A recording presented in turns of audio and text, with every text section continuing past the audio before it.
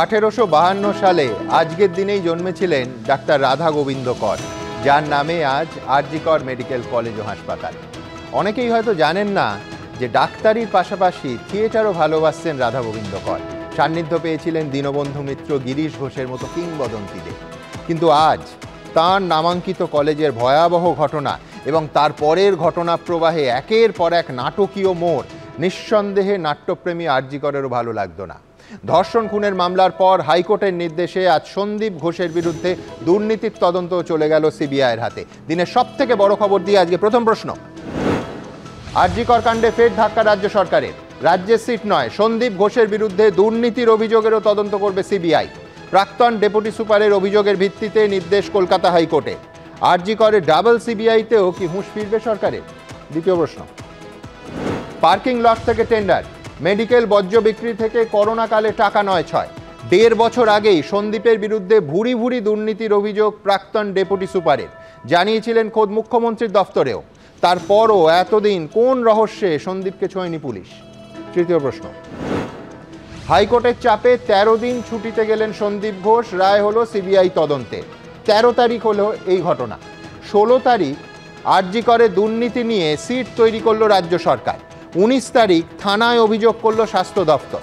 কিন্তু গত 1.5 বছরে দুর্নীতি দমনে এই তৎপরতা কোথায় ছিল? চতুর্থ প্রশ্ন। সন্দীপ ঘোষ, ধৃত সঞ্জয় রায় ও 4 জুনিয়র ডাক্তারের পলিগ্রাফ পরীক্ষার সম্মতি পেল সিবিআই। পলিগ্রাফ টেস্ট হবে সঞ্জয় ঘনিষ্ঠ কলকাতা পুলিশের আরও এক সিভিক ভলেন্টিয়ারেরও। এবার কি বেরিয়ে আসবে কোনো মিসিং লিঙ্ক? পঞ্চম প্রশ্ন। মেয়ের মৃত্যুর 14 দিন পার, সিবিআই তদন্তের ওপর ক্রমশ আস্থা হারাচ্ছে, একযোগে বলছেন মৃত চিকিৎসকের মা এবং বাবা। যোগ দিতে চান আরজি করে জুনিয়র ডাক্তারদের আন্দোলনে। আদৌ দ্রুত তদন্ত শেষ করতে পারবে সিবিআই? কিন্তু শুরুতেই আপনাদের দেখাবো এবার সন্দীপ ঘোষের বিরুদ্ধে দুর্নীতির তদন্ত করবে সিবিআই। আজ দ্বিতীয় সিবিআই তদন্তের নির্দেশ দিল কলকাতা হাইকোর্ট। আরজি কর মেডিকেল কলেজে চিকিৎসকের ধর্ষণ খুন মামলায় ইতিমধ্যেই সদ্য প্রাক্তন অধ্যক্ষ সন্দীপ ঘোষকে লাগাতার 8 দিন জিজ্ঞাসাবাদ করেছে সিবিআই। আর এবার আরজি কর মেডিকেল কলেজে আর্থিক অনিয়মের মামলারও তদন্ত করবে এই কেন্দ্রীয় এজেন্সি। অর্থাৎ জোড়া মামলায় এবার সিবিআই স্ক্যানারে সন্দীপ ঘোষ। কলকাতা হাইকোর্টের এই রায়ের আরও একটি তাৎপর্যপূর্ণ দিক হল এর ফলে আর রাজ্য সরকারের তৈরি এসআইটি আর্থিক অনিয়মের অভিযোগের তদন্ত করতে পারবে না। তাদের যাবতীয় নথি সিবিআই এর হাতে তুলে দিতে হবে। লিখিত নির্দেশনামায় কলকাতা হাইকোর্ট উল্লেখ করেছে, গুরুত্বপূর্ণ বিষয় হল উপযুক্ত তদন্তকারী সংস্থা কে। আরও নির্দিষ্ট করে বললে তদন্ত এসআইটির হাতে থাকা উচিত নাকি সিবিআই এর হাতে তুলে দেওয়া উচিত, এ বিষয়ে সিদ্ধান্ত নেবার ক্ষেত্রে মূল বিবেচ্য বিষয় হল তদন্ত যেন সঠিকভাবে হয়। এই মামলায় গুরুতর অভিযোগ সামনে এসেছে। বিভিন্ন এজেন্সি বিভিন্ন দিক থেকে তদন্ত করলে সার্বিক সুবিচারের পথে সমস্যা তৈরি হতে পারে। বিচারে অপ্রয়োজনীয় বিলম্ব এবং তথ্যের ভুল ব্যাখ্যায় কার্যকরী এবং বিশ্বাসযোগ্য ফল নাও মিলতে পারে। তাই তদন্ত একাধিক এজেন্সির মধ্যে ভাগ করা যাবে না। সিবিআইকে তদন্তভার দিলে ধারাবাহিকতা নিশ্চিত হবে।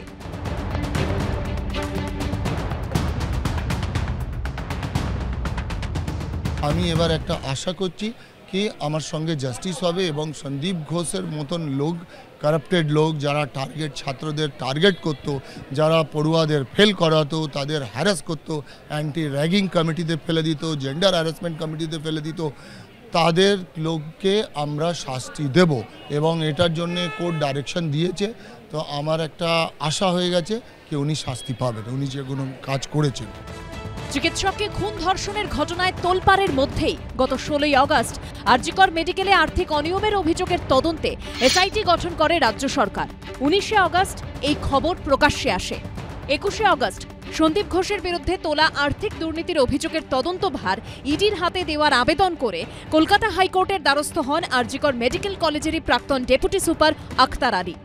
1 বছর 5 মাস আগে যিনি anti corruption bureau, vigilance commission, স্বাস্থ্য ভবন থেকে মুখ্যমন্ত্রীর অফিসে অবধি সন্দীপ ঘোষের বিরুদ্ধে অভিযোগ জানিয়েছিলেন। এই মামলায় বৃহস্পতিবার বিচারপতি রাজশ্রী ভরদ্বাজ রাজ্য সরকারকে প্রশ্ন করেন, 2023 সালে অভিযোগ জানানোর পরই কেন এসআইটি গঠন হয়নি? এখন এসআইটির মাথায় উচ্চপদস্থ কর্তারা রয়েছেন, তার মানে রাজ্য সরকার এই অভিযোগকে গুরুত্ব দিয়ে দেখছে। তাহলে এবছরের 16ই আগস্ট কেন এসআইটি গঠন করা হলো? অভিযোগ জানানোর পরেই কেন করা হলো না? এই পরিস্থিতিতে শুক্রবার রাজ্য সরকারের তৈরি এসআইটির হাত থেকে তদন্তভার নিয়ে সিবিআইকে দিল কলকাতা হাইকোর্ট। এবার আমরা আশা করি সিবিআই যেহেতু দায়িত্ব নিয়েছে তারা সঠিকভাবে তদন্ত করুক এবং তারা যেন সত্যিটা বার করে নিয়ে আসে এবং উপযুক্ত, যদি মানি লন্ডারিংয়ের ঘটনা প্রমাণ হয়, যেন উপযুক্ত শাস্তির ব্যবস্থা করা হয়। এই যে ড্রাগ নেক্সাস বা র্যাকেট যেটা চলতো, সেটা শুধু ডাক্তারদের বা নার্সদের এফেক্ট করতো এরকম না, সেটা সবথেকে বেশি এফেক্ট করতো সাধারণ মানুষকে। তো চাইবো এই নেক্সাসের মাথা পর্যন্ত যেন সিবিআই পৌঁছায়। 3 সপ্তাহ পরে সিবিআইকে এই তদন্তের অগ্রগতির রিপোর্ট দিতে নির্দেশ দিয়েছে কলকাতা হাইকোর্ট। আদালত জানিয়েছে মামলাকারী আখতার আলী প্রয়োজনে নিরাপত্তার জন্য সিবিআই এর কাছে আবেদন করতে পারবেন। সৌভিক মজুমদার, ঝিলম করঞ্জাই ও আশাবুল হোসেনের রিপোর্ট, এবিপি আনন্দ। কি বলবেন একে? ইতিহাসের পুনরাবৃত্তি? শুরুতেই পাশাপাশি দুটো ছবি রাখব। মনে করুন শিক্ষা নিয়োগ দুর্নীতির হাজারো অভিযোগ নিয়ে দরজায় দরজায় ঘুরেছিল এ রাজ্যের যোগ্য চাকরি প্রার্থীরা। তৎকালীন শিক্ষামন্ত্রী পার্থ চট্টোপাধ্যায় সহ কোনো আধিকারিকের দরজায় কড়া নাড়তে তারা বাদ রাখেনি ওই উজ্জ্বল ছেলেমেয়েগুলো। দিনের পর দিন খোলা আকাশের নিচে রোদে জলে পুলিশের লাঠি খেয়েও বসে থাকাই সার হয়েছে। সরকারের টনক নড়েনি। শেষ পর্যন্ত আদালতের নির্দেশে পরপর সিবিআই তদন্ত হয়েছে। আর পাশাপাশি আজকের ছবিটা দেখুন। 1 বছর 5 মাস ধরে একজন স্বাস্থ্য আধিকারিক আখতার আলী এই মুহূর্তে আর কিছুক্ষণের মধ্যে স্টুডিওতে ঢুকে পড়বেন, রাস্তায় আছেন এই মুহূর্তে। সেই সন্দীপ ঘোষের বিরুদ্ধে দুর্নীতির ভুরি ভুরি অভিযোগ একেবারে নথি সহ সব জায়গায় পাঠিয়েছেন। অ্যান্টি করাপশন ব্যুরোতে পাঠিয়েছেন, ভিজিলেন্স কমিশনে পাঠিয়েছেন, স্বাস্থ্য ভবনে পাঠিয়েছেন, এমনকি খোদ মুখ্যমন্ত্রীর অফিসে গিয়ে অভিযোগ করেছেন। ফল কিছু তো হয়নি, শুধু তাকে আরজিকর হাসপাতালে ডেপুটি সুপার পদ থেকে বদলি করে মুর্শিদাবাদে পাঠানো হয়েছে। শেষ পর্যন্ত কলকাতা হাইকোর্টের মাননীয় বিচারপতি রাজস্বী ভরদ্বাজ আজ সন্দীপ ঘোষের বিরুদ্ধে দুর্নীতির অভিযোগে সিবিআই তদন্তের নির্দেশ দিয়েছেন। মাত্র 7 দিন আগে তৈরি হওয়া রাজ্যের সিটের হাত থেকে কেড়ে সিবিআইয়ের হাতে মামলা তুলে দিল কলকাতা হাইকোর্ট। আবার বলছি, ইতিহাসের পুনরাবৃত্তি। আজকে আমার প্রথম অতিথির কাছে যাব, কিন্তু বিজেপি নেতা হিসেবে নয়, যাব অ্যাডভোকেট অন রেকর্ড। এই মামলার কৌশলী ছিলেন তরুণজ্যোতি তিওয়ারি। তরুণ, আজকে তার রায়ে, 12 পাতার রায়ে মাননীয় বিচারপতি রাজস্বী ভরদ্বাজ তিনি বলছেন কেন সিবিআই দিচ্ছেন। The investigation should not be fragmented between different agencies. Handling over the investigation to the CBI ensures consistency. ঠিক কোন জায়গা থেকে এই রায়? অনেক কটা কারণ আছে সুমনদা। দেখো, এই যখন রেপ অ্যান্ড মার্ডারের ঘটনাটা আসলো তোমার স্টুডিওতে বসে আমি বলে গেছিলাম this is not a simple case of rape and murder, এটার পিছনে করাপশনও আছে। কেন বলেছিলাম? জুলাই 2023 প্রথম কমপ্লেন্ট হয় অ্যান্টি করাপশন ব্রাঞ্চের কাছে এবং স্টেট ভিজিলেন্সের কাছে। তার ফল কি হলো? আখতার আলীকে আরজিকর থেকে সরিয়ে পাঠিয়ে দেওয়া হলো হেলথ রিক্রুটমেন্ট বোর্ডে। তারপর তিনি যখন দেখছেন কিচ্ছু হচ্ছে না, আমাদের মাননীয় মুখ্যমন্ত্রীর দপ্তরে গিয়ে গ্রিভান্স সেলে কমপ্লেন করলেন। তারপর তাকে হেলথ রিক্রুটমেন্ট বোর্ড থেকে তুলে নিয়ে ফেলে দেওয়া হলো মুর্শিদাবাদ মেডিকেল কলেজে, সরিয়ে দেওয়া হলো, কোনো স্টেপ হলো না। এত বড় একটা কমপ্লেন, এতদিনকার কমপ্লেন, সিরিয়াস কমপ্লেন। কি বায়োমেডিক্যাল ওয়েস্ট, আমি আগেও বলেছি, তোমাদের টিভিতেও বলেছি, বায়োমেডিক্যাল ওয়েস্ট মানে use saline bottle, use injection syringe, other medical equipments যেগুলো ইউজ বাংলাদেশি লোকদের বিক্রি করা হচ্ছিল, সেগুলো রিউজ হয়ে আমার তোমার সাধারণ গরিব মানুষ যারা ওই সরকারি হাসপাতালে যায় তাদের বডিতে পুষ হতে পারতো, কোনো কঠিন রোগ হতে পারে, সেগুলো নিয়ে ব্যবস্থা হয়নি। কোভিড ফান্ড নিয়ে ব্যবস্থা হয়নি, একাডেমিক ফান্ড মিসইউজ নিয়ে ব্যবস্থা হয়নি, পার্কিং নেক্সাস যে গোলমাল ছিল প্রমাণ দেওয়ার পরে ব্যবস্থা হয়নি। তারপর হঠাৎ করে 9 তারিখ রাতের ঘটনা, 16 তারিখ একটা এসআইটি ফর্ম হলো। আমি কোর্টেও যে সাপ্লিমেন্টারি এফিডেভিট দিয়েছি সেই এসআইটি ফরমেশন ডিটেল বলেছি। আমি আবার তোমাদের বলার জন্য বলতে উচিত আমার, কারা আছে? প্রথম অফিসারের নাম হচ্ছে প্রণব কুমার। কোন প্রণব কুমার? যে লালন শেখের মার্ডার কেসে যে এসআইটিটা ফর্ম হল, কাস্টোডিয়াল ডেথ কেসে যে এসআইটি ফর্ম হয়েছিল তার হেড ছিল। প্রণব কুমারের ব্যাকগ্রাউন্ডটা কি? ওই লালন শেখের কেসটা 2জন সিবিআই অফিসারকে ট্যাগ করা হয়েছিল যারা বকটুই কেসের সাথে যোগাযোগ ছিল না, তাদের ছিল গরু এবং কয়লা কেসের সাথে। রেশমা বিবি লালন শেখের ওয়াইফের পক্ষে জানা সম্ভব ছিল না যে কারা, কোর্ট এটাকে নোটিস করেছিল, বাদ দিয়েছিল নাম। ওয়াকার রেজা, কোন ওয়াকার রেজা? যে ওয়াকার রেজাকে বারবার সিবিআই ডেকে পাঠিয়েছে পঞ্জি স্ক্যামে। সোমা দাস মৈত্র, কোন সোমা দাস মৈত্র যিনি সন্দেশখালিতে গিয়ে বলেছিলেন, ঘুরে এসে না Sandeshkhali there is no case of molestation, শাসক দলের ভার্সনটাই বলেছিলেন। আমি এখানে বলছি 4টে নাম, তারা তো স্টুডিওতে নেই, যার ফলে তাদের আমি কোর্টের রেকর্ড লাইভ অনুষ্ঠান, তাদের যে বক্তব্য থাকবে সমানভাবে আপনাদের সামনে রাখবো। কিন্তু আমি তরুণ একদম উল্টো দিক থেকে কাকলিদির হয়ে যে আর্গুমেন্টটা করব সেটা হচ্ছে, ধরা যাক এই একই 4 জন উচ্চপদস্থ কর্তার আন্ডারে সিট তৈরি হলো, কিন্তু যখন কমপ্লেনটা পৌঁছেছিল সরকারের কাছে 1 বছর 5 মাস আগে, তখন হয়েছিল, তাহলে মানতে? না সুমন না, বলছি তখনও মানতাম না। হয়তো কেন মানতাম না, সরকার স্টেপ নিতেও মানতাম, নেয়নি তো। 1 বছর সরকার চুপচাপ হয়েছিল। আমার একটা সিম্পল অভিযোগ হয় সুমন দা, ধরুন আমার এগেনস্টে কমপ্লেন হলো, তার তদন্ত কি আমি করব? কেন বলছি, আরজি কর হেলথ ডিপার্টমেন্ট, যার এগেনস্টে অভিযোগ হচ্ছে সে বারবার প্রাইস পোস্টিং পাচ্ছে, যাই অভিযোগ করছে তাকে বারবার সরিয়ে দেওয়া হচ্ছে। কোন ডিপার্টমেন্টের এগেনস্টে অভিযোগ? হেলথের। কাকে করা হলো? Anti corruption branch, vigilance. কাকে? হোমকে। হোম সেটাকে কি করলো? আবার হেলথকে পাঠিয়ে দিল। মুখ্যমন্ত্রী দপ্তরের মধ্যে ঘোরাফেরা হচ্ছে ব্যাপারটা। একদম। আমি কাকলিদির কাছে যাব, তার আগে বলবো আরজি কর নিয়ে কাকলিদির বলার অধিকার আমার মনে হয় অন্যদের থেকে একটু বেশি। তার কারণ কাকলিদি নিজে, তার স্বামী, 2 ছেলে, দুজনেই 4 জনেই আরজি করের পাস আউট। কিন্তু কাকলিদি পেশায় ডাক্তার। আমি একটা মোক্তারি টার্ম দিয়ে কাকলিদির কাছে যাব, লিগ্যাল টার্মসে কাকলিদি যাকে বলে আফটার থট। কেন আফটার থট? বারবার এইটা এই জন্য আমি পাবলিকলি আলোচনা করছি যে বারবার এজলাসে এই কথা উঠেছে যে ওই আমাদের দেশের স্বরাষ্ট্রমন্ত্রী একবার বলেছিলেন না যে ক্রনোলজি সমাজ লিজিয়ে, তো সেই রকম টাইম লাইনটা কি? উচ্চ পর্যায়ের অফিসারদের দিয়ে সিট তৈরি হলো, বেশ কথা। কিন্তু সিবিআই তদন্তের নির্দেশ এই মারাত্মক ধর্ষণ এবং খুনের ঘটনায় কবে? আমরা জানি 13 তারিখ। রাজ্যের সিট কবে গঠন হলো? 16 তারিখ। টালা থানায় মামলা হলো, একজন স্বাস্থ্য আধিকারিক গিয়ে মামলা করলেন কবে? 19 তারিখ। মানে আমি বলছি সরকারি অভিযোগগুলো যদি ওই 1 বছর 5 মাস আগে গুরুত্ব দিয়ে বিচার করা হতো, কাকলিদির কাছে আমার প্রথম প্রশ্ন থাকবে, তাহলে হিন্দিতে একটা কথা আছে না, নবাতি নেহি আতি, সেই রকম যে আজকে সিবিআই তদন্ত অনায়াসে এড়ানো যেত।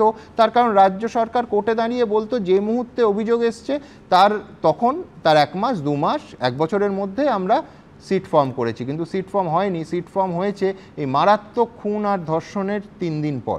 কাকলিদি, প্রথমে দেখুন, একটি অত্যন্ত বেদনাদায়ক ঘটনা আমরা আলোচনা করতে বসেছি এবং তারই পরিপ্রেক্ষিতে কিন্তু আজকের এই সিট গঠন বা হোয়াট এভার। এবং আমি মর্মাহত যে একটি মেয়েকে কর্মরত অবস্থায় একজন চিকিৎসককে আমারই আলমা মাটারে এইভাবে খুন হতে হয়েছে এবং মাননীয় মুখ্যমন্ত্রী কিন্তু জানার সঙ্গে সঙ্গে তিনি ফাঁসির দাবি করেছেন এবং তিনি তার পুলিশকে দিয়ে কিন্তু 24 ঘন্টার মধ্যে যে অ্যারেস্টটা করিয়েছেন, আজ অবধি সিবিআই এতদিনেও কিন্তু তার বাইরে আর যেতে পারেনি, তার উপরে আর একটাও নতুন অ্যারেস্ট বা নতুন কিছু বলতে পারেনি। সুতরাং আপনারাই বলছিলেন যে তার বাবা এবং মা এখন একটা সংশয় দেখাচ্ছে সিবিআই কতটা কার্যকরী, প্রত্যেকটা দিন যাচ্ছেন তারা আরো হতাশ হচ্ছে। এবং এটাও প্রশ্নটা উঠছে যে তাহলে পরে সিবিআই এর মধ্যে যে তদন্তটা করছে সেটা কতটা যথাযথভাবে আমরা বিশ্বাস করতে পারি। এবং এই যে ঘটনাগুলো ঘটেছে, আমি বলছি end of the day high court এবং তারপরে সুপ্রিম কোর্ট সবাই ভরসা রাখলো সিবিআই এর উপর। না, আমি আরেকটা বিষয় বলে নিই, যেটা আমি আপনাদের এই সুযোগ পাচ্ছি বলে, যে যেখান থেকে পাচ্ছি চিফ মিনিস্টারকে গালাগালি দিচ্ছেন। তো এবার এটা মাথায় রাখতে হবে যে চিফ মিনিস্টার কিন্তু একটা মহিলা এবং আমাদের যে ভারতীয় ন্যায় সংহিতা হয়েছে, সাক্ষ্য অধিনিয়ম হয়েছে, তার যে ধারাগুলো আছে, আমি বলবো, আমি পোস্ট দেখেছি, একজন লিখছেন যে আমরা সবাই বাইরে থাকি, সবাই চলে এসে কি সাদা শাড়িটা টেনে খুলবো। আমি তো বলবো তাদের এগেইনস্টে যারা ফেসবুকে ওনাকে গালাগালি দিচ্ছে। ঠিকই, কিন্তু আজকের আলোচনা তো সোশ্যাল মিডিয়ার অত্যন্ত নক্কারজনক ভীষণভাবে। কিন্তু আমি বলছি আজকে তো আমরা তা নিয়ে আলোচনা করছি না, আমরা করছি যে একটা মারাত্মক দুর্নীতির অভিযোগ, তাই নিয়ে পলিটিসাইজ না করে দুঃখ প্রকাশ করা উচিত, পলিটিসাইজ না করে তদন্তের দাবি করা উচিত। এবং আপনারা যে এসআইটি গঠন নিয়ে বলছেন, আমাদের আদালতের উপর পূর্ণ আস্থা আছে এবং আদালতের যে মান্যতা দিয়ে, আপনাদের আদালতের উপর পূর্ণ আস্থা আছে, কিন্তু আদালতে রাজ্যের এজেন্সির উপর পূর্ণ আস্থা নেই। নাও থাকতে পারে, আমি তো বলছি যে নাও পুলিশের উপর নেই, কলকাতা পুলিশের উপর নেই। পুলিশ 24 ঘন্টার মধ্যে কিন্তু ক্রিমিনালকে অ্যারেস্ট করেছে, সিবিআই কিন্তু করতে পারেনি, যার জন্যই এই অনাস্থাটা আসছে। এবং আমরা দাবি করছি যে আসুন সবাই মিলে একসঙ্গে দোষীদের শাস্তির দাবি করি, তদন্তের দাবি করি, let us not politicise the issue. কিন্তু আমি যাব তরুণের কাছে, কিন্তু আমি বলছি যে আজকের আলোচনা এবং আজকের সিবিআই তদন্তটা কি দুর্নীতির বিরুদ্ধে কি কি অভিযোগ দিয়েছিলেন আক্তার আলী, আর কিছুক্ষণের মধ্যে স্টুডিওতেও এসে পৌঁছবেন। আমি একটু পড়ে শোনাই, আমি আসবো তরুণ। আমি জানি তুমি অ্যাডভোকেট অন রেকর্ড, তুমি বলার জন্য নিষ্ফিস করছো, কিন্তু এই 12 পাতার মারাত্মক রায় ঠিক কিসের ভিত্তিতে দর্শকদের আমায় বলতে হবে। এক হচ্ছে সরকারি অর্থের অপচয়, 2 অভিযোগগুলো কি কি, অভিযোগ প্রমাণ সাপেক্ষ, সিবিআই তদন্ত করবে, কিন্তু অভিযোগগুলো শুনুন। স্বাস্থ্য ভবন এবং কলেজ কাউন্সিলের অনুমোদন ছাড়া একের পর এক টেন্ডার না রেখে সরকারি জায়গা, খাবারের দোকান, ক্যাফে, ক্যান্টিন ইত্যাদি সুলভ শৌচাগার অবধি বিক্রি করে দেওয়ার অভিযোগ। ভেন্ডার নির্বাচনে চূড়ান্ত স্বজন পোষণ। 4 অযোগ্যদের বরাদ দেয়া। 5 ইচ্ছাকৃত আর্থিক যে সরকারি নিয়ম স্যাক্রোস্যান্ট সেগুলোকে এড়িয়ে যাওয়া। 6 অ্যাকাউন্ট অফিসারদের অগ্রাহ্য করে বিভিন্ন সংস্থাকে বেআইনিভাবে সুযোগ সুবিধে দেয়া। 7 সিভিল এবং ইলেকট্রিক্যাল কাজ পিডব্লিউডি যাদের করার কথা সরকারিভাবে তাদেরকে বাইপাস করে থার্ড পার্টিকে দিয়ে করানো। 8 কলেজের একাডেমিক ফান্ড যে কোনো ছাত্রছাত্রীর কাছে অত্যন্ত গুরুত্বপূর্ণ, তার অপব্যবহার। 9 ইচ্ছাকৃতভাবে ওয়ার্ক অর্ডার ভেঙে দেখানো। বহুবার এই ধরনের দুর্নীতি আপনাদের সামনে এনেছি। একসময় ত্রিফলার ক্ষেত্রেও, এই কলকাতায় রাস্তার ধারে যে ত্রিফলা, তাতেও এই কথা উঠেছিল যে ওয়ার্ক অর্ডার ভেঙে 1 লক্ষের নিচে দেখিয়ে টেন্ডার যাতে এড়ানো যায়। 10 বেআইনিভাবে বিপজ্জনক বায়োকেমিক্যাল বর্জ্য নিজের অতিরিক্ত নিরাপত্তা কর্মীদের মাধ্যমে বিক্রি করে দেয়া। 11 রাজ্য সরকার এবং কলকাতা পুরসভাকে এড়িয়ে বেআইনিভাবে 2 চাকার গাড়ি পার্কিংয়ের বেনামি ব্যবসা, ক্যাফের ব্যবসা। আমি ডিটেলসে যাচ্ছি না, বুঝতেই পাচ্ছেন যেটার ওপর সিবিআই তদন্ত করবে। এই হচ্ছে তার ভলিউম, এই ভলিউম। এটাকে ইনা নাটশেল করতে 2.5 ঘন্টা সময় লেগেছে। আচ্ছা, 12 নম্বর চুক্তিভিত্তি নিয়োগ কর্মীর ক্ষেত্রে চূড়ান্ত অনিয়ম, চুক্তিভিত্তি যে কর্মীদের নিয়োগ করা হয়েছে। 13 নম্বর টাকার জন্য বেআইনি মেডিকেল অফিসারদের বদলি। 14 কাটমানি, ভেন্ডারদের কাছ থেকে স্পষ্ট 20% ঘুষ নেয়া।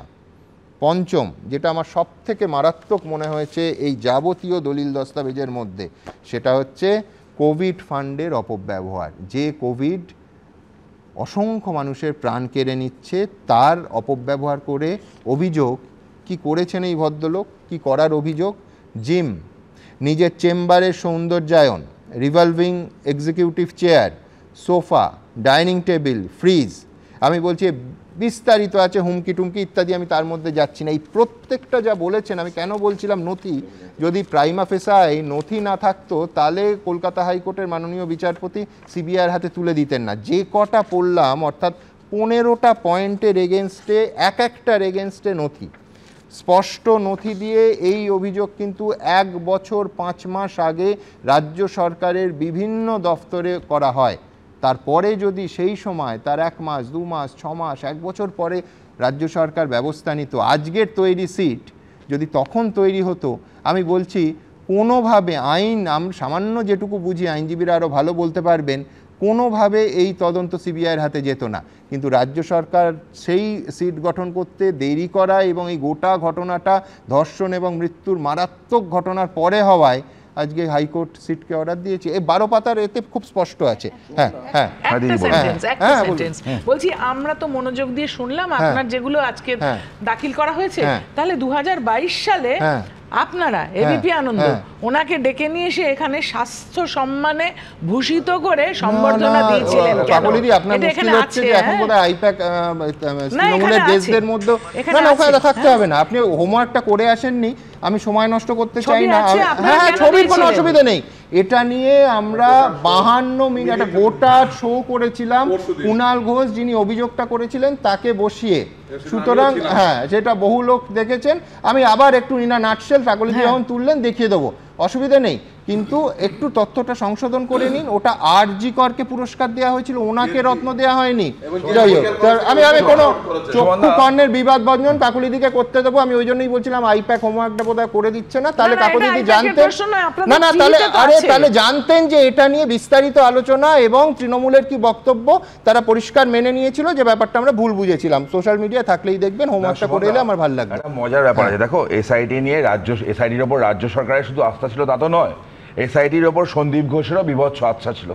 16 তারিখ এসআইটি হলো, একটা অভিযোগ হলো টালা থানায়, এফআইআর হলো 19 তারিখ, যদিও 24 ঘন্টার মধ্যে সেটা আপলোড হওয়ার কথা ছিল, সেটা নেই, ওয়েবসাইটে নেই।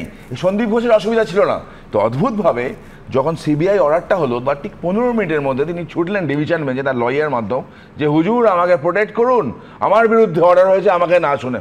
মানে কোনো আশ্বাস পেয়েছিলেন কি যে এসআইটি কিছু করবে না? আরেকটা প্রশ্ন, কাকলদি বলছেন যে মাননীয় মমতা বন্দ্যোপাধ্যায় নামে অনেকে অনেক কথা বলেছেন। দেখুন, উনি, আমার রাজনৈতিক বিরোধ থাকতে পারে, উনি আমারও মুখ্যমন্ত্রী, উনার সম্পর্কে যদি উল্টোপাল্টা কিছু বলে থাকে তার বিরুদ্ধে ব্যবস্থা হওয়া উচিত।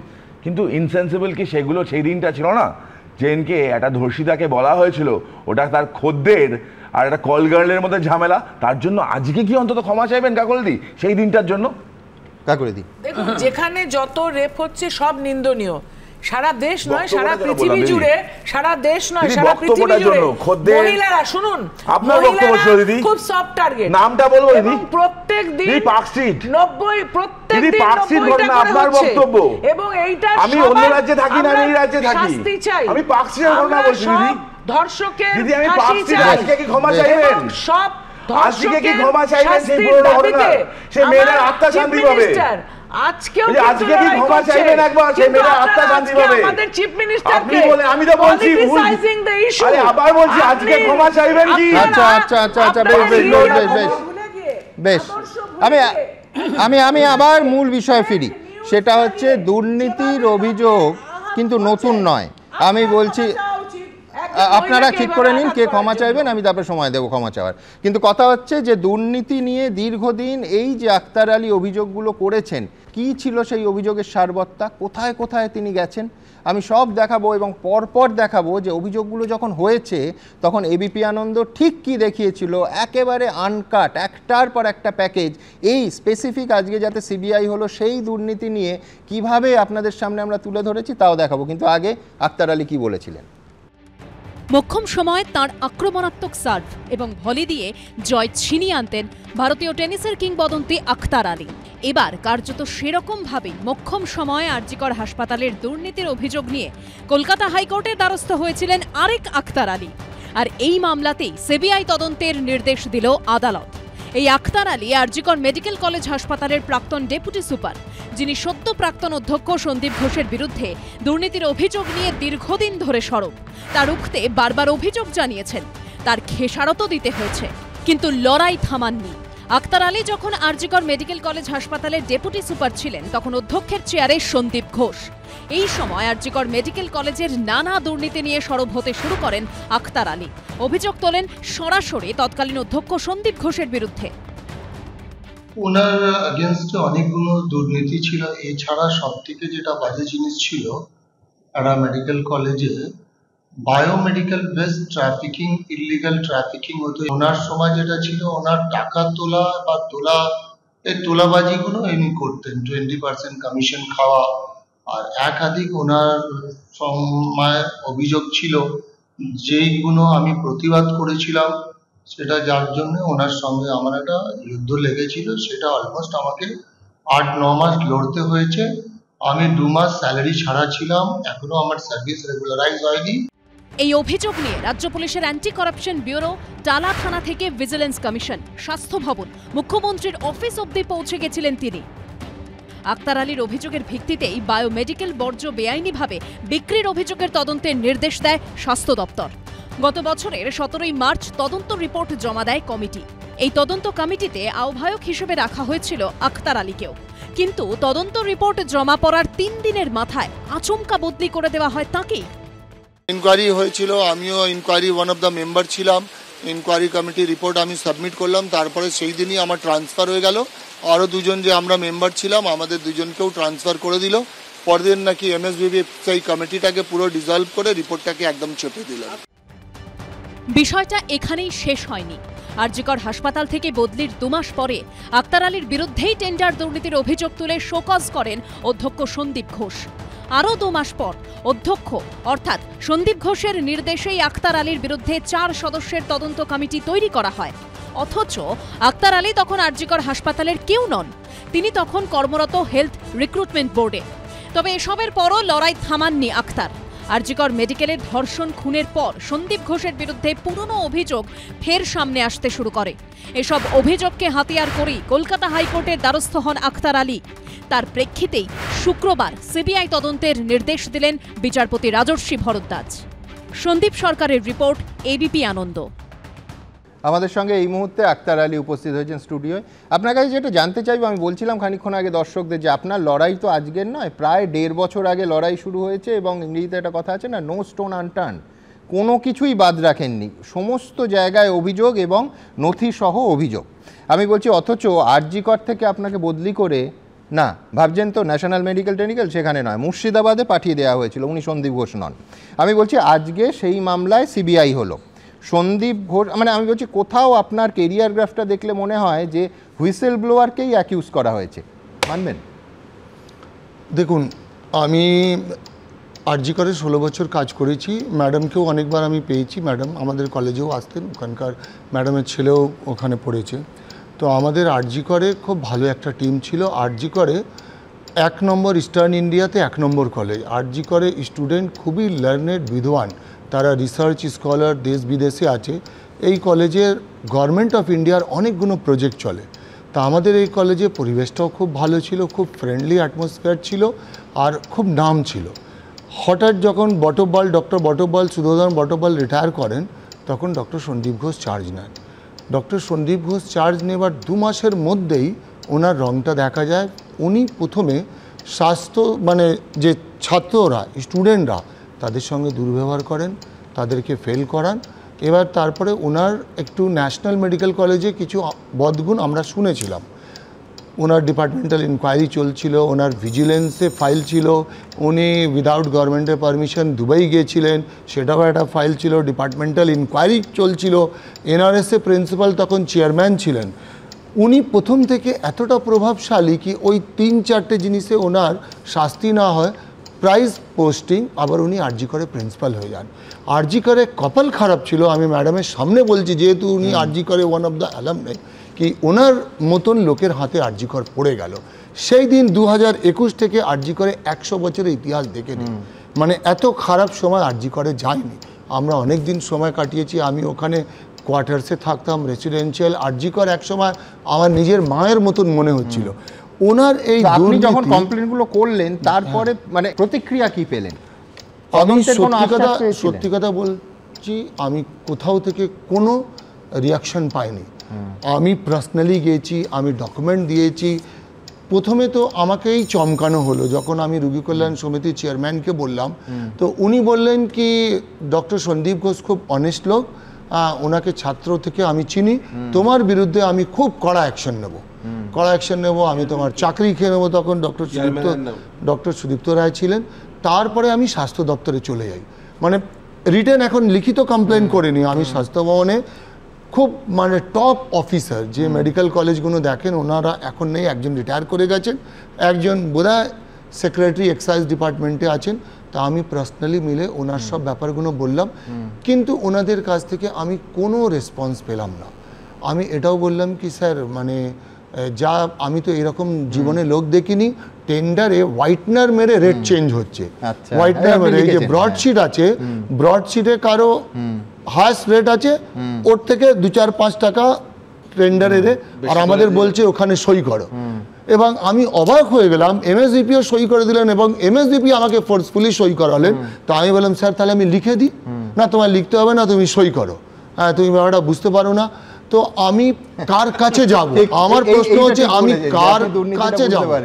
তো আমি প্রথমে করলাম কমপ্লেন, হলো না। তারপরে যখন ছাত্রদের ওপরে উনি অত্যাচার শুরু করলেন, আমার পুরো ক্যারিয়ারে ছাত্রদের ফেল করানো, এই যে ছাত্রদের একটা গ্রুপ তৈরি করলেন, সেই গ্রুপ ছাত্রদের মারামারি করতো, সেই গ্রুপ আন্দোলন করতো। 10-15টা ছেলের গ্রুপ আছে। আমি তো ম্যাডামের ছেলেকেও দেখেছি, আমি অনেক ছাত্রকে দেখেছি। ছাত্র জীবনে এরকম পরিবেশ ছিল না। এবার মানে প্রিন্সিপাল ছাত্রদের মদ খাওয়াচ্ছে, দুর্নীতি শেখাচ্ছে, এটা তো কোনো কলেজে ইতিহাসে হবে না। আরজিকর আপনি ছেড়ে দিন, এটা মেডিকেল কলেজ কি কোনো কলেজে ইতিহাসে আপনি পাবেন না। মানে উনি পুরো ইতিহাস, 100 বছরের ইতিহাস চেঞ্জ করে দিলেন। তার মধ্যে কতগুলো ছাত্র আছে তাদের বিরুদ্ধে উনি খুব খারাপ কেস দিয়ে দিয়েছিলেন, তার কারণ তারা ওনার আনজাস্টিফাইড ডিমান্ডকে মানেনি বলে। এবার ওই ছাত্রর কষ্ট দেখে আমি থাকতে পারিনি, আমি আর অন্যায় সহ্য করতে পারছিলাম না। আমি মানুষ, আমার হৃদয় আছে, আমার মানে কি বলে জমির যেটা বলে মানে বিবেক আছে, আমি আর পাচ্ছিলাম না। তখন আমি আবার এক্স স্টুডেন্ট হিসাবে ডক্টর শান্তনু সেনের বাড়িতে যাই অ্যাপয়েন্টমেন্ট নিয়ে। আচ্ছা, ওনাকে গিয়ে উনি না করতে পারবেন না, আমি আর তখন ওনাকে আরজি কর থেকে সরিয়ে দেওয়া হয়েছে।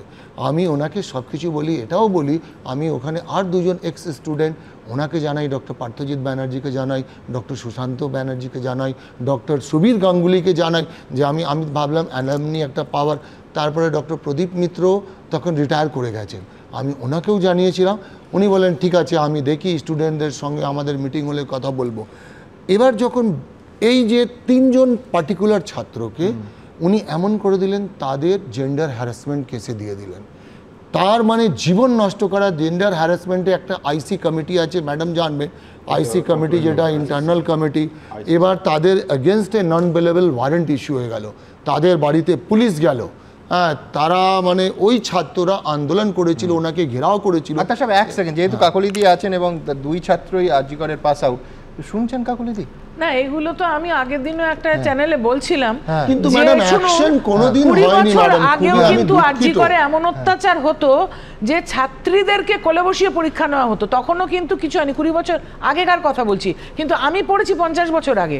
তখন যেটা উনি বলছেন যে আরজি কর is one of the best teaching institutes, we are proud of our Alma matter. এবং সেই আলমা ম্যাটারের কোলেই কিন্তু এই ডাক্তার মেয়েটি এরকম ভাবে ধর্ষিতা হয়ে নৃশংসভাবে খুন হলো, উইচ ইজ ডিপ্লোরেবল। যে এই ঘটনাটা সেই আরজি করার এই আরজি করে কোনো আমি মিল খুঁজে পাই না। কিন্তু তার সাথে সাথে আমি আরেকটা পয়েন্ট বলতে চাই যেটা তুলছিল, যে দেখুন আপনাদের এটাও মনে রাখতে হবে যে এই কলকাতা শহরেই কিন্তু এরকম তো কত হয়, সেরকম স্টেটমেন্টও কোনো চিফ মিনিস্টার বলেছেন। এবং যৌনাঙ্গ থেকে টর্চ পাওয়া গেছে অনিতা দিওয়ানের, তারপরেও ইনভেস্টিগেশন সেটাও হয়েছে। সব রেপকে আপনি ডিনাউন্স করুন, সেইখান থেকে তো উত্তরণ হবে। সেই জন্যই তো 2011 এ মমতা বন্দ্যোপাধ্যায় সরকার নিয়ে এলো, পরিবর্তনের সরকার নিয়ে এলো public. Let us all denounce it together. কিন্তু এতদিন অভিযোগ থাকা সত্ত্বেও চললো কেন? আমি পরিষ্কার একেবারে তন্ময়দার কাছে আসবো, তার আগে দ্রুত, কে এই সন্দীপ ঘোষ, কিসের তার এত ক্ষমতা? আমি কেন বলছি এটা, বিরোধীরা কেউ বলছেন না, বলছে কলকাতা হাইকোর্ট এবং সুপ্রিম কোর্ট। আমি ছোট্ট কয়েকটা বাক্য পড়ি আপনাদের সামনে। 13ই আগস্ট 2024 কলকাতা হাইকোর্টের প্রধান বিচারপতির ডিভিশন বেঞ্চ, তারা বলছেন দেহ কি রাস্তায় পড়েছিল, সুপার বা অধ্যক্ষ অভিযোগ করেননি কেন, আর কিচ্ছু বলতে হবে না, ঝুলি থেকে বেড়াল বেরিয়ে এসেছে। সন্দীপ ঘোষের বয়ান রেকর্ড করেননি কেন, তিনি কি ওই প্রতিষ্ঠানের প্রধান, কেন তাকে রক্ষা করার চেষ্টা করছেন, কিছু একটা মিসিং লিঙ্ক আছে। 13ই আগস্ট 2024 আসুন, ওই একই বেঞ্চ, মাননীয় প্রধান বিচারপতির ডিভিশন বেঞ্চ রাজ্য সরকারকে স্পষ্ট করে বলছেন মাননীয় প্রধান বিচারপতি টি.এস. শিবজ্ঞানম যে আপনারা তাকে এভাবে পুরস্কৃত করতে পারেন না। সন্দীপ ঘোষকে বলুন ছুটির আবেদন করে লম্বা ছুটিতে যেতে, নয়তো আমরা প্রয়োজনীয় নির্দেশ দেব। 3টের আগে আমরা দেখলাম সন্দীপ ঘোষ ছুটিতে গেলেন। 16ই আগস্টে আসি 2024, কলকাতা হাইকোর্টের প্রধান বিচারপতি তিনি বলছেন, সন্দীপ ঘোষের আইনজীবী গেছেন যে আমার ক্লায়েন্টের নিরাপত্তা লাগবে। তিনি বলছেন আপনি প্রভাবশালী ব্যক্তি, পুলিশ আপনাকে নিশ্চয়ই নিরাপত্তা দেবে, রাজ্য আপনার সঙ্গে আছে, বাড়িতে 500 পুলিশ মোতায়েন করে দেবে, যদি না করে আমরা দেখছি ইত্যাদি। 20শে আগস্টে আসছি, সুপ্রিম কোর্ট, হাইকোর্ট থেকে সুপ্রিম কোর্ট। সুপ্রিম কোর্টে দেখি এই সন্দীপ ঘোষ নিয়ে কী বক্তব্য। সুপ্রিম কোর্টের প্রধান বিচারপতি ডি.ওয়াই চন্দ্রচূড় তিনি বলছেন যে ঘটনার পর কি করছিলেন প্রিন্সিপাল, ভাইস প্রিন্সিপাল কি করছিলেন, এই ধরনের ঘটনা ঘটলে সঙ্গে সঙ্গে এফআইআর করা উচিত। 22শে আগস্ট অর্থাৎ গতকাল মাননীয় প্রধান বিচারপতির ডিভিশন বেঞ্চ তারা বলছে মৃতদেহ উদ্ধারের কেন প্রায় 14 ঘন্টা পরে এফআইআর দায়ের করা হলো। সবথেকে গুরুত্বপূর্ণ বিষয় হলো অধ্যক্ষের তো সরাসরি কলেজে আসা উচিত ছিল এবং এফআইআর দায়েরের নির্দেশ দেওয়া উচিত ছিল। উনি কার সঙ্গে যোগাযোগ রেখেছিলেন, মানে বলছেন কার টাচে ছিলেন, এই ভাষায়। আমি আক্তার সাহেব একটা বাক্যে আপনার কাছে জানতে চাইব যে কি করে একজন ব্যক্তি একটা সিস্টেমের মতো, আমি দুর্নীতি দুষ্কর্ম বাদ রাখছি, সরিয়ে রাখছি আপাতত, এত প্রভাবশালী হন যে তার কীর্তিকলাপ সম্পর্কে বা তাকে বাঁচানোর চেষ্টা সম্পর্কে, যেটা আরও মারাত্মক, হাইকোর্ট এবং সুপ্রিম কোর্ট পর এই প্রশ্নগুলো তোলে। কি তার মানে ক্ষমতার উৎসটা কি, ছাতাটা কার? দেখুন, আমি তো সেইভাবে বলতে পারবো না, বাট একটা জিনিস বলবো কি কোনো মানুষের ওপরে যদি কারো সাপোর্ট না হয়, ব্যাকিং না হয়, তো এটাতে আমি দুটো জিনিসে প্রমাণ করে দিচ্ছি। ওনার সেকেন্ড টাইম যখন মুর্শিদাবাদ মেডিকেল কলেজে ট্রান্সফার হয়, তখন ট্রান্সফার না ডিমোশন হয় এবং প্রিন্সিপাল পোস্ট থেকে ওনাকে প্রফেসর করে দেওয়া, সেখানে উনি কিন্তু জয়েন করে যান। জয়েন করে 21 দিন ওখানে উনি মুর্শিদাবাদে অ্যাজ প্রফেসর কাজ করেন। তারপরে হঠাৎ যে প্রিন্সিপাল উনি হন, এটা পুরোপুরি ইললিগাল, বেআইনি। কেন? প্রফেসর থেকে প্রিন্সিপাল হতে গেলে একটা গ্যাজেট নোটিফিকেশান, রিক্রুটমেন্ট নোটিফিকেশানে একটা অ্যাপয়েন্টমেন্ট সিলেকশন প্রসিডিওর আছে, একটা আবার কমিটি করতে হবে, সিলেকশন করতে হবে, সেখানে অনারেবল গভর্নরের কনকারেন্সও লাগবে। আমার প্রশ্ন হচ্ছে উনি যে হলেন তাতে কি গভর্নর স্যারের কনকারেন্স ছিলেন? আর 2 নম্বর হচ্ছে ওনার জন্যে আইন, গভর্নমেন্ট আইন চেঞ্জ হয়ে যাচ্ছে, মানে রুলস চেঞ্জ হয়ে যাচ্ছে অনেক। মানে এই একটা জিনিস আমি উদাহরণ দিলে আপনি মানে আমি কি বলবো, যেমন ধরুন প্রথমে এই মানে মার্ডারকে উনি সুসাইড করলেন, এখানেই তো ওনার সাসপেনশন হওয়া উচিত, হলো না। উনি এই মেয়েটির নাম অনেকবার নিলেন, এখানে ওনার সাসপেনশন হওয়া ছিল, কাস্টোডিয়াল ওনাকে জেল করা উচিত ছিল, হলো না।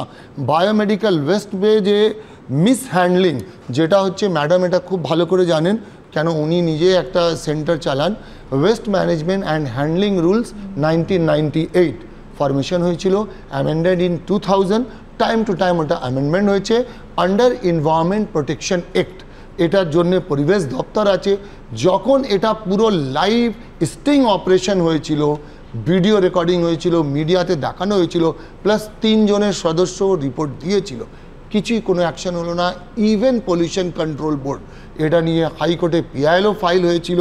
তো একটা জিনিস এই ক্ষেত্রে 2 ইয়ার্স ইমপ্রিজনমেন্ট আছে। আমি এখানে একটা সেমিকোলন লাগালাম, তার কারণ হচ্ছে এই যে বায়োমেডিক্যাল বর্জ্য, সেটা বেআইনিভাবে বিক্রি, কোটি কোটি টাকার বিনিময়ে ভেন্ডারদের বরাতে স্বজন পোষণ ইত্যাদি ইত্যাদি, এই অভিযোগ কিন্তু এই আজকে অর্থাৎ 23শে আগস্ট প্রথম আপনাদের সামনে আসছে তা নয়। এবিপি আনন্দ, এই যে ভদ্রলোক আমার 10 হাত দূরে টেবিলে বসে আছেন, তার বক্তব্য নিয়ে 2023 সালের 23শে জুলাই এই অভিযোগ করেছিলেন। আমরা এই ঘণ্টাখানেক অনুষ্ঠানে আলোচনা করিয়েছি, দেখিয়েছি, গোটা দিন চলেছে, তারপরও সরকারের টনক নড়েনি। আমি বলছিলাম না, বারবার দেখাবো যে কিভাবে এই ভদ্রলোক গত 1.5 বছর ধরে লড়াইটা চালাচ্ছেন, এবং সংবাদ মাধ্যম হিসেবে, দায়িত্বশীল সংবাদ মাধ্যম হিসেবে আমাদের মনে হয়েছে যে প্রত্যেকটা প্রতিবেদন তখন হুবহু যা দেখিয়েছিলাম, আনকাট, আনএডিটেড, আজকের দিনে দাঁড়িয়ে এই শুধু এই লড়াইয়ের যাত্রাপথটা বোঝাতে আপনাদের সামনে রাখা উচিত। এখন দেখাবো 2023 সালের 23শে জুলাই আমরা ঠিক কী দেখিয়েছিলাম, দেখুন। বিতর্কে আরজিকর মেডিকেল কলেজ হাসপাতালে বায়োমেডিক্যাল বর্জ্য বেআইনিভাবে বিক্রি, কোটি কোটি টাকার বিনিময়ে ভেন্ডারদের বরাতে স্বজন পোষণ, একাডেমিক ফান্ডের টাকা নয় ছয়, চুক্তিভিত্তিক কর্মী নিয়োগে বেনিয়ম, এমনই ভুরি ভুরি অভিযোগ তুললেন আরজিকর মেডিকেলের প্রাক্তন non medical deputy super Akhtar Ali. দুর্নীতির পর্দাফাঁস করায় বদলি করা হয়েছে, এমনকি খুনের হুমকি পাচ্ছেন বলেও সাংবাদিক বৈঠক করে বিস্ফোরক দাবি করলেন রাজ্য হেলথ রিক্রুটমেন্ট বোর্ডের ওই আধিকারিক। তার দাবি, আরজিকর মেডিকেলের ডেপুটি সুপার থাকাকালীন বেশ কিছু আর্থিক বেনিয়ম ও দুর্নীতির বিরুদ্ধে সরব হন। হাসপাতালে রোগী কল্যাণ সমিতির চেয়ারম্যান শান্তনু সেনের নির্দেশে কমিটি করে তার তদন্ত হয়। সেই কমিটিতে ছিলেন আখতার আলীও। তার দাবি, তদন্ত রিপোর্টে ছিল কয়েকজন প্রভাবশালীর নাম। অভিযোগ, 20শে মার্চ সেই রিপোর্ট জমা দিতেই রাতারাতি বদলি করে দেওয়া হয় তাকে। আরজিকর মেডিকেল কলেজ হাসপাতালেই যিনি একসময় ডেপুটি সুপার হিসেবে কর্মরত ছিলেন, সেই আখতার আলী, তার অভিযোগ যে তিনি দুর্নীতির পর্দাফাঁস করতে গিয়ে তিনি শিকার হয়েছেন বেনিয়মের। তারপর একাধিকবার হুমকি ফোনও পেয়েছেন তিনি। এই অভিযোগ তুলে রাজ্য সরকারের anti corruption branch, state vigilance commission ও মুখ্যমন্ত্রীর দপ্তরে অভিযোগ জানিয়েছেন। আমি চাই কি হাই লেভেলের একটা নিউট্রাল তদন্ত কমিটি হোক, আমি চাই আমার সঙ্গে জাস্টিস হোক, এবং আমার এই সরকারের ওপরে পুরো আস্থা আছে, প্রয়োজন হলে আমি কোর্টে যাব। এ বিষয়ে রাজ্য মেডিকেল কাউন্সিলের সভাপতি সুদীপ্ত রায় ও আরজিকর মেডিকেলের বর্তমান অধ্যক্ষ সন্দীপ ঘোষকে ফোন করা হলেও তারা ফোন ধরেননি। কোনো মন্তব্য করতে চাননি আরজিকর মেডিকেলের রোগী কল্যাণ সমিতির চেয়ারম্যান শান্তনু সেনও। সন্দীপ সরকার ও ঝিলম করঞ্জাই, এবিপি আনন্দ। দেখুন, কলকাতার দেয়ালে একসময় লেখা থাকতো বন্দুকের নলি ক্ষমতার উৎস, কিন্তু কথা হলো যে এই সন্দীপ ঘোষের ক্ষমতার উৎসটি কে বা কারা। আমি তন্ময় ভট্টাচার্যের কাছে আসবো। তন্ময়দা, এই আফতাব সাহেব কিন্তু আমি বলছি যে কোনো বেনামি চিঠি লিখে অভিযোগ করেছে, চিঠি হারিয়ে গেছে, তার কোনো তথ্য প্রমাণ সঙ্গে দেয়নি, ব্যাপারটা এইরকম নয়। উনি কোনো টম ডিক অ্যান্ড হ্যারি নন, উনি হচ্ছেন আরজি করের ডেপুটি সুপার, অর্থাৎ স্বাস্থ্য দফতরের একজন সরকারি অফিসার, অত্যন্ত উচ্চপদস্থ কর্তা। তার স্বনথি অভিযোগের যদি এই হাল হয়, হ্যাঁ 110, তারও বিশাল, আমার 2.5 ঘন্টার মধ্যে এর থেকে বেশি দেখা সম্ভব ছিল না। আমি বলছি প্রথম প্রশ্ন হচ্ছে ক্ষমতার বহরটা কীরকম, যাতে কলকাতা হাইকোর্টের প্রধান বিচারপতি এবং সুপ্রিম কোর্টের মাননীয় প্রধান বিচারপতির ডিভিশন বেঞ্চকে ওই ভদ্রলোকের ক্ষমতা নিয়ে ওই এক সুরে প্রশ্ন করতে হয় মাত্র কয়েক সপ্তাহের এদিক ওদিকে। তন্ময় ভট্টাচার্য। কাকলিদি একটা অভিযোগ করেছেন, অভিযোগটাকে আমিও সঙ্গত মনে করি, যে এই ফেসবুকে মাননীয় মুখ্যমন্ত্রী শাড়ি খুলে দেবো এই ধরনের নির্লজ্জ অবমাননাকর পোস্ট, এর প্রতিবাদ করা উচিত। কিন্তু সুমন, এই মুহূর্তে তোমার এই বিল্ডিংয়ের ছাদে কোনো শকুন উঠছে না। তুমি ওখানে 4টে পাঠা কিংবা গরুর মৃতদেহ ফেলে রেখে আসো, তারপর 15 মিনিট বাদেও আবার ওঠো, আমি তোমায় গ্যারান্টি দিয়ে বলছি দেখবে শকুন উঠছে। আসলে সমাজটা যদি পচা ভাগাড় হয়ে যায় তাহলে শকুন ওড়ে। এবং এই যে আমাদের রাজ্যের সমাজকে, আরজি করের চিকিৎসা ব্যবস্থাকে এই যে পচা ভাগাড়ে পরিণত করা হয়েছে, এর নায়ক হচ্ছে সন্দীপ ঘোষ, দিনের আলোর মতো স্পষ্ট। আমি তোমার সহ সমস্ত চ্যানেলগুলোর কাছে কৃতজ্ঞ, সংবাদ মাধ্যমের কাছে কৃতজ্ঞ যে আরজি কর হাসপাতালের ইতিহাস, রাধা গোবিন্দ কর, তার পরিবার, এইসব সম্পর্কে তোমরা বিস্তারিত জানিয়েছো। ঘটনাচক্রে তার জন্মদিন, আমি জানতাম না ঘটনাচক্রে আজকে রাধা গোবিন্দ করের জন্মদিন। আমি তোমার কাছে জানতে চাইব, বোধহয় গোটা পশ্চিমবাংলা জানতে চাইবে, সন্দীপ ঘোষের বাবাকে, সন্দীপ ঘোষের বাড়ির ঠিকানা কি, সন্দীপ ঘোষের আসল পরিচয় কি, সন্দীপ ঘোষের সঙ্গে বিশ্বনাথ ঘোষের কোনো আত্মীয়তা আছে, সন্দীপ ঘোষের সঙ্গে আক্তার ঘোষের কোনো আত্মীয়তা আছে, সন্দীপ ঘোষের সাথে সুমন ঘোষের কোনো আত্মীয়তা আছে, জানতে চাইবো এই কারণে যে ঠিকই তো মাননীয় মুখ্যমন্ত্রী 24 ঘন্টার মধ্যে ফাঁসির দাবি করেছিলেন, 24 ঘন্টার মধ্যে একজনকে অ্যারেস্ট করেছিলেন। আজকে কাকলিদি বললেন যে ধর্ষণের পরে মার্ডার হয়েছে, প্রমাণিত কি ধর্ষণের পরে মার্ডার হয়েছে? আপনি একটু আগে বলেছেন আপনারটাকে চালালেই বোঝা যাবে, ছেড়ে কন্টেস্ট করবেন না। আমি মেডিকেল পার্সন না, আমি লিগ্যাল পার্সন না। আমার বেসিক ধারণা হচ্ছে এইটা, মেডিকেল পার্সন না লিগ্যাল পার্সন না বোধহয় বলতে পারবেন, যে সাধারণভাবে মেডিকো লিগ্যাল কেস বলতে আমরা যা বুঝি সেগুলোতে সাবজেক্টিভিটি কম থাকে। এগুলো তথ্য, নমুনা, রাসায়নিক বিশ্লেষণের উপর এর বিচার নির্ধারিত হয়। যদি ঠিক সময়, ঠিক জায়গা, ঠিক ব্যক্তি, স্থান থেকে প্রয়োজনীয় সব তথ্য সংগ্রহ এবং সঠিকভাবে তার ল্যাবরেটরি বিশ্লেষণ হয়, তাহলে মেডিকেল লিগ্যাল কেস মেটাতে বেশি সময় লাগার কথা না। তুমি এই অভিযোগগুলো করার সময় বলেছো প্রমাণ সাপেক্ষ। আমি বলছি প্রমাণ তো হয়ে গেল। 14ই আগস্ট রাতে ইএনটি ডিপার্টমেন্ট ভাঙা হলো, ইএনটি ডিপার্টমেন্টের পাশে স্টোর রুম ভাঙা হলো।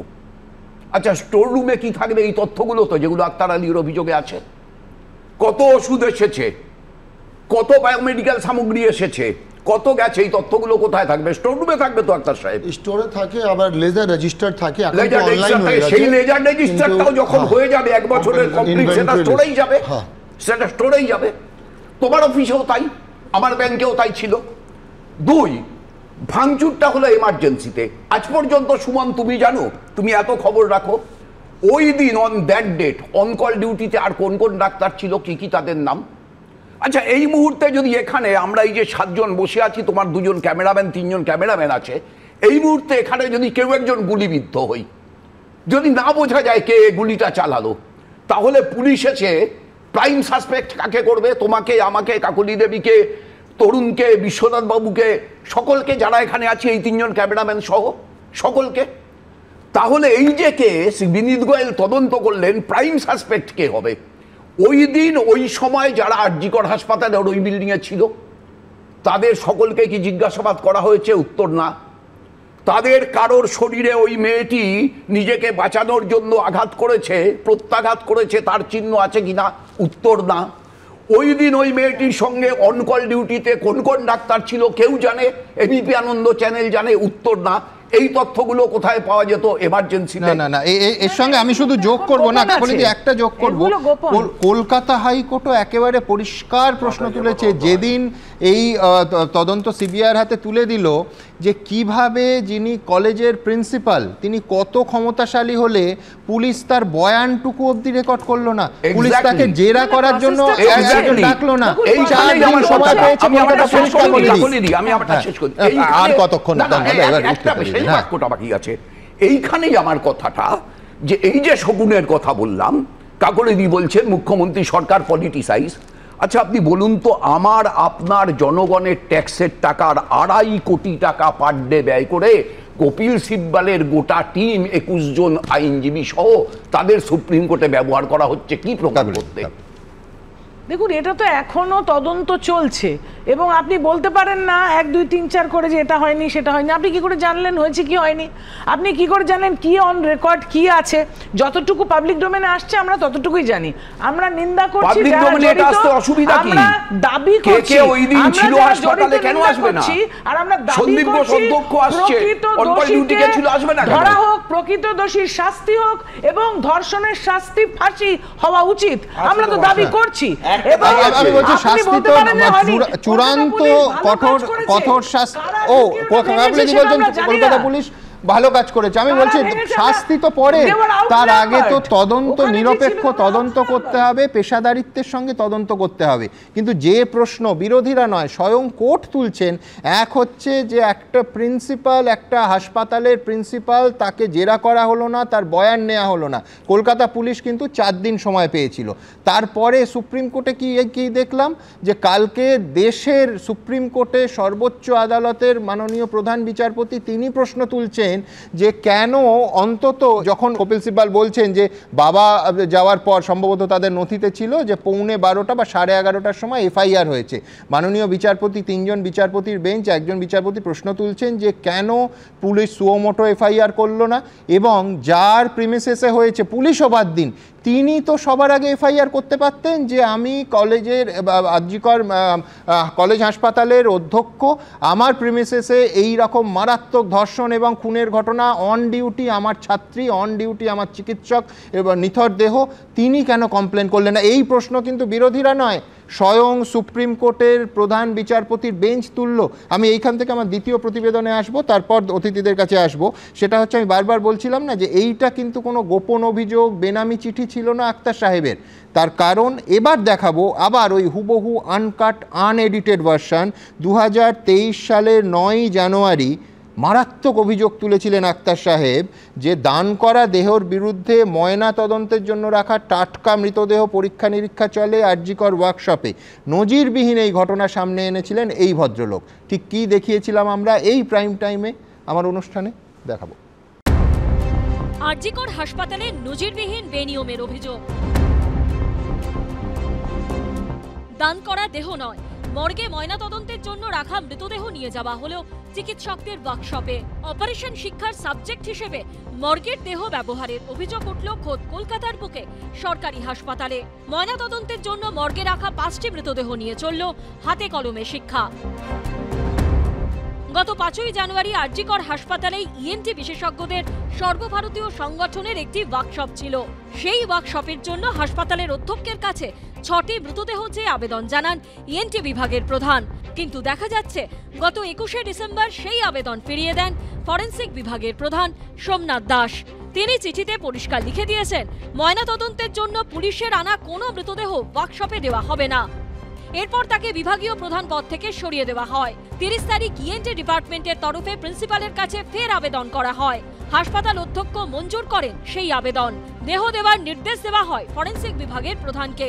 দেখা যাচ্ছে সেই চিঠি রিসিভ করেছেন নতুন বিভাগীয় প্রধান প্রবীর চক্রবর্তী। সূত্রের খবর, মর্গ থেকে 5টি দেহ পাঠানো হয় অ্যানাটমি বিভাগে। দান করা দেহের পরিবর্তে ময়নাতদন্তের দেহ নিয়ে চলে অপারেশন শিক্ষা। ওয়ার্কশপের পর 5টি মৃতদেহ ফেরত যায় মর্গে। এরপর সেই দেহগুলি ময়নাতদন্তের পর তুলে দেওয়া হয় পরিবারের হাতে। কিন্তু প্রশ্ন উঠছে, ময়নাতদন্তের জন্য রাখা দেহ কি ওয়ার্কশপ বা অন্য কোনো পরীক্ষা নিরীক্ষার জন্য ব্যবহৃত হতে পারে? এ বিষয়ে যোগাযোগ করা হলেও ফোন ধরেননি আরজিকর মেডিকেল কলেজের প্রিন্সিপাল সন্দীপ ঘোষ। তবে হাসপাতাল কর্তৃপক্ষের পাশেই দাঁড়িয়েছেন রোগী কল্যাণ সমিতির চেয়ারম্যান। অঙ্গ উচ্ছেদ করে বা অঙ্গ কোনো বার করে নিয়ে তো কোনো ডেড বডির ওপরে যে টিচিং প্রোগ্রাম সেটা তো হয়নি। যেমন ধরুন যে কোনো একটা পেশেন্ট যখন ভর্তি হয় মেডিকেল কলেজগুলোতে, যে বেড সাইড ক্লিনিক যখন হয়, এবং ছাত্ররা যখন সেই পেশেন্টের উপর পড়ে, তখন তো বাড়ির লোকের কোনো অনুমতি নেওয়া হয় না এবং লাগেও না সেটা। এবং সেক্ষেত্রে আমার মনে হয় যে এখানে কোনো অনুমতি নেওয়ার কোনো ব্যাপার থাকে না। বিশেষজ্ঞরা বলছেন এই ঘটনা নজিরবিহীন। এই বডির উপরে কোনো ধরনের ছোঁয়া, পরীক্ষা নিরীক্ষা, কাটা ছড়া এগুলো কিন্তু পোস্টমর্টেম হওয়ার পূর্বে করা যাবে না। কিছু ইনজুরি হতে পারে, কিছু স্টেন হতে পারে, কিছু স্টেন যেগুলো ছিল সেগুলো রিমুভ হয়ে যেতে পারে, ওয়ারিং ডিস্টার্ব হতে পারে, অনেক কিছুই হতে পারে বডি ট্রান্সফারের জন্যে। সেগুলো অ্যাকচুয়ালি ইনসিডেন্টের সময় হয়েছে না ওই বডি নিয়ে গিয়ে পরীক্ষা নিরীক্ষার সময় হয়েছে, তখন কিন্তু সেটা ট্রায়ালে কিন্তু ভীষণভাবে কিন্তু ইন্টারফেয়ার করবে। এই জন্যই পোস্টমর্টমের বডিতে পোস্টমর্টম হয়ে যাওয়ার আগে সেটা আর কোনোভাবেই হ্যান্ডেল করা হয় না বা হ্যান্ডেল করতে দেওয়া হয় না। কোর্টের এবং পুলিশকে জানিয়ে কোর্টের পারমিশন হয়ে গেলে সবচেয়ে ভালো। যদি এই পারমিশনটা ছাড়া আমি শুধু বাইপাস করে কোনো রকমে একটা দরখাস্ত ছেড়ে দিলাম, দিয়ে তারপরে আমি করে দিলাম, তাহলে কিন্তু সেটা ঠিক উপযুক্ত ব্যবস্থা হলো না আর কি। পরিবারের সদস্যদের তো অবশ্যই জানাতে হবে, কেননা হিউম্যান রাইটস কথাতেই আছে, human rights continuous even after death. আমি ডেড বডিকে নিয়ে যা খুশি তাই করতে পারি না। আরজিকর হাসপাতালে নজিরবিহীন এই ঘটনার পর নড়ে চড়ে বসেছে স্বাস্থ্য ভবনও। সূত্রের খবর, আরজিকর কর্তৃপক্ষের কাছে গোটা বিষয়টা জানতে চাওয়া হয়েছে স্বাস্থ্য ভবনের তরফে। অঞ্জন বিশ্বাসের সঙ্গে সন্দীপ সরকার, এবিপি আনন্দ, কলকাতা। আমি ফিরদৌস শামীমের কাছে যাব। ফিরদৌস, এক হচ্ছে যে গ্র্যাভিটি অফ অ্যালিগেশনস, আরজিকর ওই মারাত্মক ঘটনা এবং তারপরের ঘটনা প্রবাহ, আমি দুটো জায়গায় বেশ ব্যতিক্রমী লেগেছে।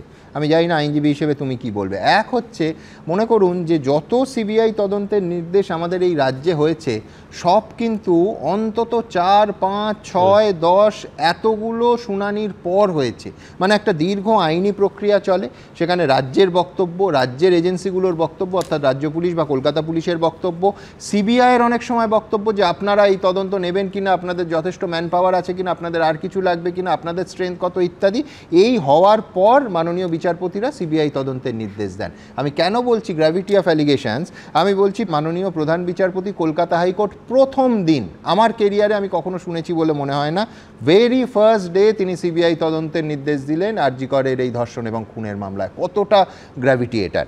দুই হচ্ছে, আজকে দেখো সন্দীপ ঘোষের মামলা আজকে দ্বিতীয় দিন ছিল, মাননীয় বিচারপতি রাজস্বী ভরদ্বাজ একেবারে স্পষ্ট করে দিয়েছেন যে কেন তার মনে হয়েছে এটা ব্যতিক্রমী এবং কেন তিনি সিবিআই নির্দেশ দিয়েছেন।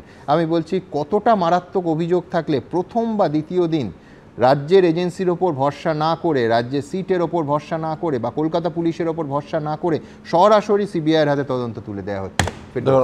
এই আরজিকর কাণ্ডে দুটো সিবিআই তদন্তের নির্দেশ হয়েছে। একটা হলো আরজিকরে যে বোনটি এই নির্যাতনের ফলে তার হত্যা হয়েছে সেই কাণ্ডে সিবিআই তদন্তের এবং প্রথম দিনেই সিবিআই তদন্তের নির্দেশ হয়েছে।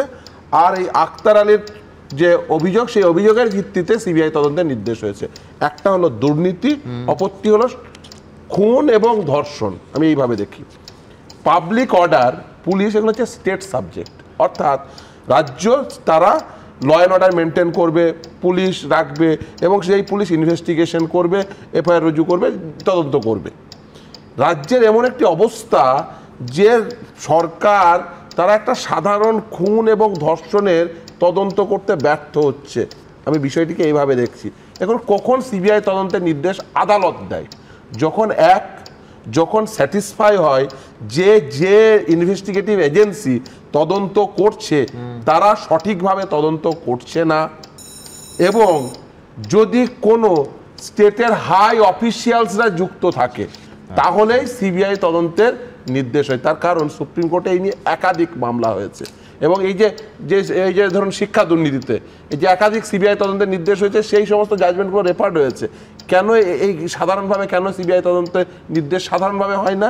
তার কারণ যেহেতু আমাদের নির্দিষ্টভাবে সংবিধানে বর্ণিত আছে যে পাবলিক অর্ডার তার সেটা কিন্তু স্টেট সাবজেক্ট, সেই জন্য সাধারণভাবে হয় না। আমি বিষয়টিকে একটু অন্যভাবে দেখাতে চাইছি এই কারণেই যে বারবার আপনাদের কথা সন্দীপ ঘোষের কথা উঠে আসছে না। আজকের নির্দেশেই 21 নম্বর প্যারাগ্রাফটি একবার দেখে নিন। কেন এই মামলায় সন্দীপ ঘোষ একটা অ্যাপ্লিকেশন করে সে পার্টি অ্যাড হতে চায় এবং পার্টি অ্যাড হতে চেয়ে কেন তাকে পার্টি অ্যাড করা যাবে না, সেখানে একটা ইন্টারেস্টিং অবজারভেশন আছে। দেখুন, thus as the applicant has no objection to the formation and investigation by the special investigation team SIT, অর্থাৎ যে সন্দীপ ঘোষ তার কিন্তু সিটে কোনো আপত্তি নেই, তার আপত্তিটা কোথায়? সিবিআই। এই সন্দীপ ঘোষ কে? এই সন্দীপ ঘোষকে একটু বলতে দিন, এই সন্দীপ ঘোষ কে? এই সন্দীপ ঘোষ একটি মেডিকেল কলেজের প্রিন্সিপাল, যিনি রেজিগনেশন টেন্ডার করার 4 ঘন্টার মধ্যে আরেকটি মেডিকেল কলেজেরই তিনি অধ্যক্ষ হিসেবে নিয়োগ পেয়ে যান। আচ্ছা, এই মানুষটি তো অভিযোগ করেছিলেন, আমাদের দেশে একটি আইন আছে, আমি এখানে দিদি বসে আছেন, হুইসেল ব্লোয়ার প্রোটেকশন অ্যাক্ট 2014। এই ভদ্রলোক যে কমপ্লেন করেছিলেন সেই অ্যাক্টের মাধ্যমে তিনি কিন্তু অবভিয়াসলি সেই কমপ্লেনটা ট্রিট হওয়ার উচিত ছিল। আমি দিদিকে জিজ্ঞাসা করি, এখানে বসে উনি বলুন তো, উনি যে কাউকে ইচ্ছা ফোন করুন, যে ওই অ্যাক্টে এই রাজ্যে উনি যে কমপ্লেন করেছিলেন তার কম্পিটেন্ট অথরিটি কে বলতে পারবেন? যে কাউকে, যে কোনো একজন আধিকারিককে বলুন। এবার দিদি অনেকক্ষণ ধরে বলছেন যে ভিকটিমের প্রতি এই রাজ্যের সরকারের, ওনার দলের দারুণ একটা সহানুভূতি রয়েছে। সুপ্রিম কোর্ট 2018 সালে বলেছে ভিকটিম কম্পেনসেশন যে স্কিম, সেই স্কিমটাকে তোমরা রিভিউ করো, এবং শুধু তাই না, নালসার একটা ভিকটিম কম্পেনসেশন স্কিমে রিভিউ করে তারা অলরেডি একটা রেকমেন্ডেশন দিয়েছেন। এই রাজ্যে 2023 সালে কলকাতা হাইকোর্ট কি কস্টিক রিমার্ক করেছে আপনি চিন্তাও করতে পারবেন না, পারমিতা বেরা কেসে। সেখানে কস্টিক রিমার্ক করতে গিয়ে মহামান্য বিচারপতি শেখর ববি সরাফ বলেছিলেন যে আজকে বাংলা যা ভাবে আগামী দিনে ভারত সেই ভাবে, কিন্তু দুর্ভাগ্য হলে সত্য, আজকের বাংলা সে কথা ভাবছে না।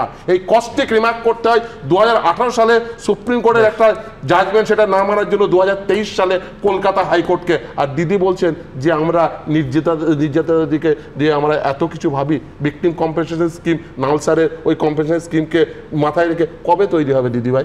কবে কম্পিটেন্ট অথরিটি তৈরি হবে দিদিভাই হুইসেল ব্লোয়ার প্রোটেকশন অ্যাক্টে? না শুনুন, আপনি যেগুলো বলছেন যে আইনগত দিকটা, আমরা কিন্তু এখানে কেউ, আমি অন্তত আইনজ্ঞ নই, আপনি হতে পারেন, কিন্তু আমরা সবাই দিদি ক্ষমতায় বসেছেন কিসের জন্য?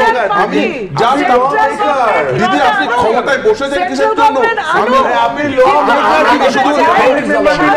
চাই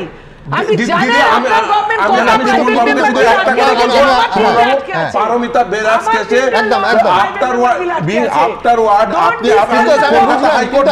আমি শাস্তি চাইবো, যে তখন হচ্ছে যে তদন্তটা করতে হবে, সেই তদন্তের মাঝখানে যদি সন্দীপ ঘোষ বলে একজন দাঁড়িয়ে থাকেন, তদন্তটা করবে কি?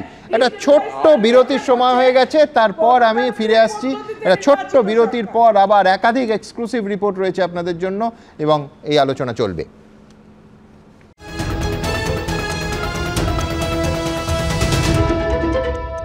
1.5 বছর ধরে এই যে আক্তার আলী এই মুহূর্তে স্টুডিওতে বসে আছেন, 1.5 বছর ধরে অভিযোগ করেছেন, অথচ কোনো তদন্ত হয়নি। অন্তত এই মারাত্মক ঘটনা, কেউ বলতে পারেন এই নক্কারজনক ঘৃণ্য ঘটনা না ঘটলে হয়তো এই সিট গঠন তো দূরে থাকি, অভিযোগগুলোই নতুন করে সামনে আসতো না, কেউ নড়ে চড়ে বসতো না।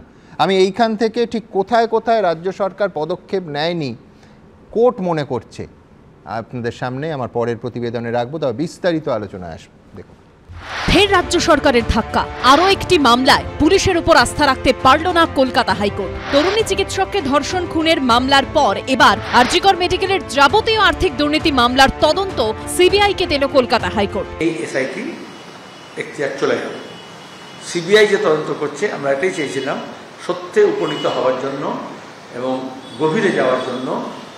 এই আলাদা আলাদা এজেন্সি তদন্ত করছে, তা সিবিআই নিজেও বলেছে তাতে অসুবিধা হচ্ছে, তখন সবটা সিবিআই তদন্ত করবে।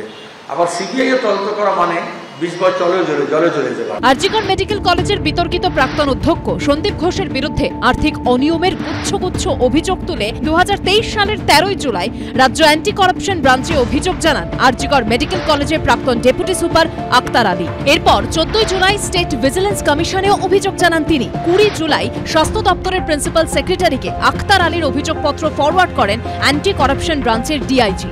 এরপর গঙ্গা দিয়ে অনেক জল গড়িয়ে গেছে। বর্তমানে মুর্শিদাবাদ মেডিকেল কলেজে কর্মরত আক্তার আলী। এরই মধ্যে এবছরের 9 আগস্ট আরজিকর মেডিকেল কলেজের মহিলা চিকিৎসক নিহত হন। চারদিক থেকে প্রবল সমালোচনার মুখে পড়েন আরজিকর মেডিকেল কলেজের অধ্যক্ষ সন্দীপ ঘোষ। উঠে আসতে শুরু করে তার বিরুদ্ধে বহু আগে থেকে ওঠা আর্থিক অনিয়মের ভুরি ভুরি অভিযোগের প্রসঙ্গ। এই পরিস্থিতিতে হঠাৎই 16ই আগস্ট আখতার আলীর অভিযোগ খতিয়ে দেখতে এসআইটি গঠন করে রাজ্য সরকার। 19শে আগস্ট বিষয়টি সামনে আসে, যার পরই বিরোধীরা দাবি করতে শুরু করে এতদিন পর সন্দীপ ঘোষের বিরুদ্ধে ওঠা অভিযোগের তদন্ত করার জন্য এসআইটি গঠন করে আসলে তাকে বাঁচানোর চেষ্টা করছে রাজ্য সরকার। পুরোটাই আইওয়াশ। এবার সেই মামলারই তদন্তভার এসআইটির থেকে নিয়ে সিবিআইকে দিয়ে দিল কলকাতা হাইকোর্ট। আমার মনে হয় যেহেতু মানি লন্ডারিং এর ব্যাপার থাকতে পারে বা মানি ট্রেল থাকতে পারে, সেহেতু সিবিআই এর সাথে সাথে ইডিরও স্বতঃপ্রণোদিতভাবে বা সুমোটোভাবে এই তদন্তে অন্তর্ভুক্ত হওয়া উচিত এবং তদন্ত করা উচিত যে আর্থিক দুর্নীতি হয়েছে কিনা। এই বিষয়ে কোনো মন্তব্য করব না, কারণ এটা হেলথ প্রশাসনের বিষয়, তারা বিস্তারিত বলতে পারবেন। ফলে যেটা প্রশাসনের বিষয় সেই বিষয়ে দলের পক্ষে কোনো মন্তব্য করব না। আমার বক্তব্য এইটুকুই, সেটা হচ্ছে আজ হাইকোর্টে যে দুর্নীতি বা এই ধরনের কোনো বিষয় যে সিবিআই তদন্ত হয়েছে, এটার সঙ্গে দলের কোনো সম্পর্ক নেই। এটি কোনো ব্যক্তির বিরুদ্ধে হয়েছে, ফলে তিনি বা তার আইনজীবীরা তারা বলতে পারবেন। এতদিন সবার নজর ছিল আরজিকর মহিলা চিকিৎসকের ধর্ষণ খুনে সিবিআই তদন্তে কি উঠে আসে সেদিকে। এবার তার সঙ্গেই আরজিকর মেডিকেল কলেজের আর্থিক দুর্নীতির অভিযোগ নিয়ে সিবিআই তদন্তে কি উঠে আসে সেদিকেও সবার নজর। সন্দীপ সরকার, সুদীপ্ত আচার্য ও উজ্জ্বল মুখোপাধ্যায়ের রিপোর্ট, এবিপি আনন্দ। বিশ্বনাথ, সাধারণভাবে আমি কনস্পিরেসি থিওরিতে বিশ্বাস করি না, কিন্তু এই যে ঘটনা হঠাৎ সিট তৈরি, এটা বেশ কিছু প্রশ্নের জন্ম দেয়। 9 তারিখ এই মেয়েটির সঙ্গে, এই ডাক্তারবাবুর সঙ্গে চূড়ান্ত খারাপ ঘটনাটা ঘটলো। 13 তারিখ সিবিআই তদন্তের নির্দেশ হলো। সিট হঠাৎ তৈরি হলো 16 তারিখ। টালা থানায় গিয়ে একজন আধিকারিক 19 তারিখ কমপ্লেন করলেন। অনেকে মনে করিয়ে দিচ্ছেন যে সেই শিব ঠাকুর মণ্ডল। অনুব্রত মণ্ডলের ক্ষেত্রে 2022-এর ডিসেম্বরে যখন গরু পাচার মামলায় ইডি তাকে দিল্লিতে নিয়ে যাওয়ার ছাড়পত্র পেল, তখন ঠিক 1 বছর আগের একটা ঘটনাকে উল্লেখ করে তার বিরুদ্ধে তৃণমূল কংগ্রেসেরই পঞ্চায়েত প্রধান শিব ঠাকুর মণ্ডল একটা মামলা দায়ের করলো। তখনও এই থিওরি হয়েছিল যে বাঁচাতে নয় তো, আমি বলছি বাঁচাতে নাকি সত্যি সত্যি নড়ে চড়ে বসেছিল সিট তৈরি হয়েছে জানি না, কিন্তু এই টাইম লাইনটা অত্যন্ত সন্দেহজনক, মানবেন? দেখুন সন্ধ্যা, মানে করাপশনের প্রশ্নে কিন্তু রাজ্যের শাসক দল তারা কিন্তু অত্যন্ত নমনীয়, মানে বারবার কম্প্রোমাইজ করছে, এই কথাটা উঠছে। কেন বলছি? কারণ আপনার মনে থাকতে পারেন নারদার ইস্যুটা যখন আসলো, মন্ত্রীরা টাকা হাত পেতে টাকা নিচ্ছে, মমতা বন্দ্যোপাধ্যায় নির্বাচনী জনসভায় দাঁড়িয়ে বললেন যে আগে জানলে আমি ওদেরকে টিকিট দিতাম না। অথচ কয়েকদিনের মধ্যেই যখন জিতে আসলেন তখন তাদেরকেই মন্ত্রিসভায় ঢোকালেন, সবাইকে মন্ত্রিসভায় ঢোকালেন। একইভাবে আপনি যদি দেখেন সারদার সময় একটা সিট গঠন করলেন, এই সিটের বিরুদ্ধে প্রধান অভিযোগ হলো যে তথ্য প্রমাণ লুট করে নেওয়া, এবং যার ফলে সারদা তদন্ত সেইভাবে কিন্তু দানা বাঁধল না। এবং প্রত্যেকটা ক্ষেত্রে যদি দেখেন, আপনি রেশনের ক্ষেত্রে দেখুন, রেশনের ক্ষেত্রে একের পর এক এফআইআর হলো। এফআইআর তদন্ত যখন এগোচ্ছে, যখন তৃণমূলের নেতাদের অ্যারেস্ট হওয়ার সম্ভাবনা আছে, তখনই কিন্তু পুলিশ নিশ্চুপ হয়ে গেল। শেষ পর্যন্ত সিবিআই তদন্ত, তারপরে মন্ত্রী অ্যারেস্ট। এবং একইভাবে কয়েনের উল্টো দিক আছে, যেটা আলোচনা পরবর্তীতে আমি আপনার কাছে আসবো, সেটা হচ্ছে উল্টো দিকে সিবিআই কি তদন্ত করে সেটা নিয়েও কিন্তু প্রশ্ন থাকবে। কিন্তু এই প্রশ্নটা আসবেই সুমনদা, যে রেশন দুর্নীতিতে কে অ্যারেস্ট কিন্তু সিবিআই করেছে, শিক্ষা দুর্নীতিতে শিক্ষামন্ত্রীকে অ্যারেস্ট এই সিবিআই করেছে। প্রশ্ন হচ্ছে এগুলো তো রাজ্য সরকারের করার কথা ছিল, যেগুলো কোর্টের মাধ্যমে সিবিআইয়ের হাতে গেছে। আজকে আপনি আমায় বলুন যে এতক্ষণ ধরে আপনি যে করাপশনের ইকোলজিটা বলছিলেন, এটা কি কেবলমাত্র আরজি করে? কেন এটা যদি পিজিতে থাকে আপনি নিশ্চিত করে বলতে পারেন যে পিজিতেও একই ধরনের ঘটনা নেই? আপনি নিশ্চিত করে বলতে পারেন যে মেডিকেলেও এই ধরনের অপরাধ প্রবণতা নেই? আপনি একইভাবে বলতে পারেন উত্তরবঙ্গ মেডিকেল কলেজে নেই? আমি বলছি রাজ্য সরকারের ইমিডিয়েটলি একটা ইনকোয়ারি, জুডিশিয়াল ইনকোয়ারি কমিটি তৈরি করে পুরো স্বাস্থ্য ব্যবস্থায় দুর্নীতি হচ্ছে কিনা দেখার দরকার। একই সাথে এই যে দুটো সিবিআই অর্ডার হলো আরজি করের ঘটনার প্রেক্ষিতে, একটা মৃত্যুর কনটেক্সটে, আরেকটা দুর্নীতির প্রশ্নে, এবং একই সাথে 14 তারিখ রাত্রেবেলা যারা ভ্যান্ডালিজম করেছিল, প্রমাণ লোপের অভিযোগ উঠেছে যাদের বিরুদ্ধে, যে প্রমাণ লোপ করতেই নাকি ওই ধরনের ভ্যান্ডালিজম হয়েছিল। আমার তো মনে হয় যে সিবিআইকে ওটাও দায়িত্ব দেওয়া উচিত, কারণ তিনটি ইন্টিগ্রেটেড, একদম একটা আলাদা না। যে লজিকে আজকে হাইকোর্ট এই রায় দিয়েছে সিবিআই? একেবারে আমি বলছি তিনটে ফ্র্যাগমেন্টেড হতে পারে না, ফ্র্যাগমেন্টেড হতে পারে না। এবং সেই কারণে আমি বলছি তৃতীয়টাও, অর্থাৎ যারা ভ্যান্ডালিজম করলো, প্রমাণ লোপাটের যাদের বিরুদ্ধে অভিযোগ এসছে, তাদেরকেও কিন্তু ওই তদন্তটাও কিন্তু মানে সিবিআইয়ের হাতে উচিত।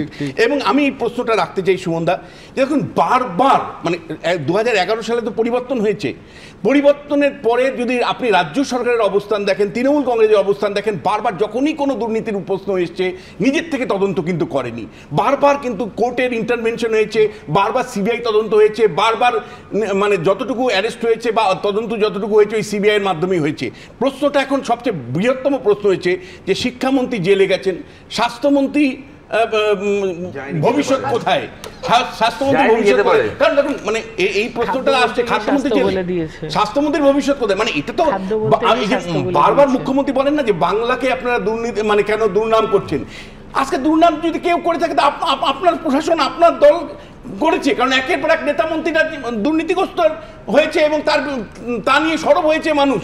আর এবং একই সাথে আজকে আপনি এমন একটা সময় সিট গঠন করলেন আরজিকরের কনটেক্সটে, যখন 2023 সালে মানে এই আক্তার সাহেব অভিযোগ করেছেন, যে আক্তার সাহেবকে আপনাকে যে একটা মানে সৎ মানুষ হিসাবে, হুইসেল ব্লোয়ার হিসাবে যাকে আপনার পুরস্কৃত করার কথা, তাকে আপনি তিরস্কার করেছেন, তাকে শাস্তি দিয়েছেন, তাকে নানাভাবে আপনি আটকানোর চেষ্টা করেছেন।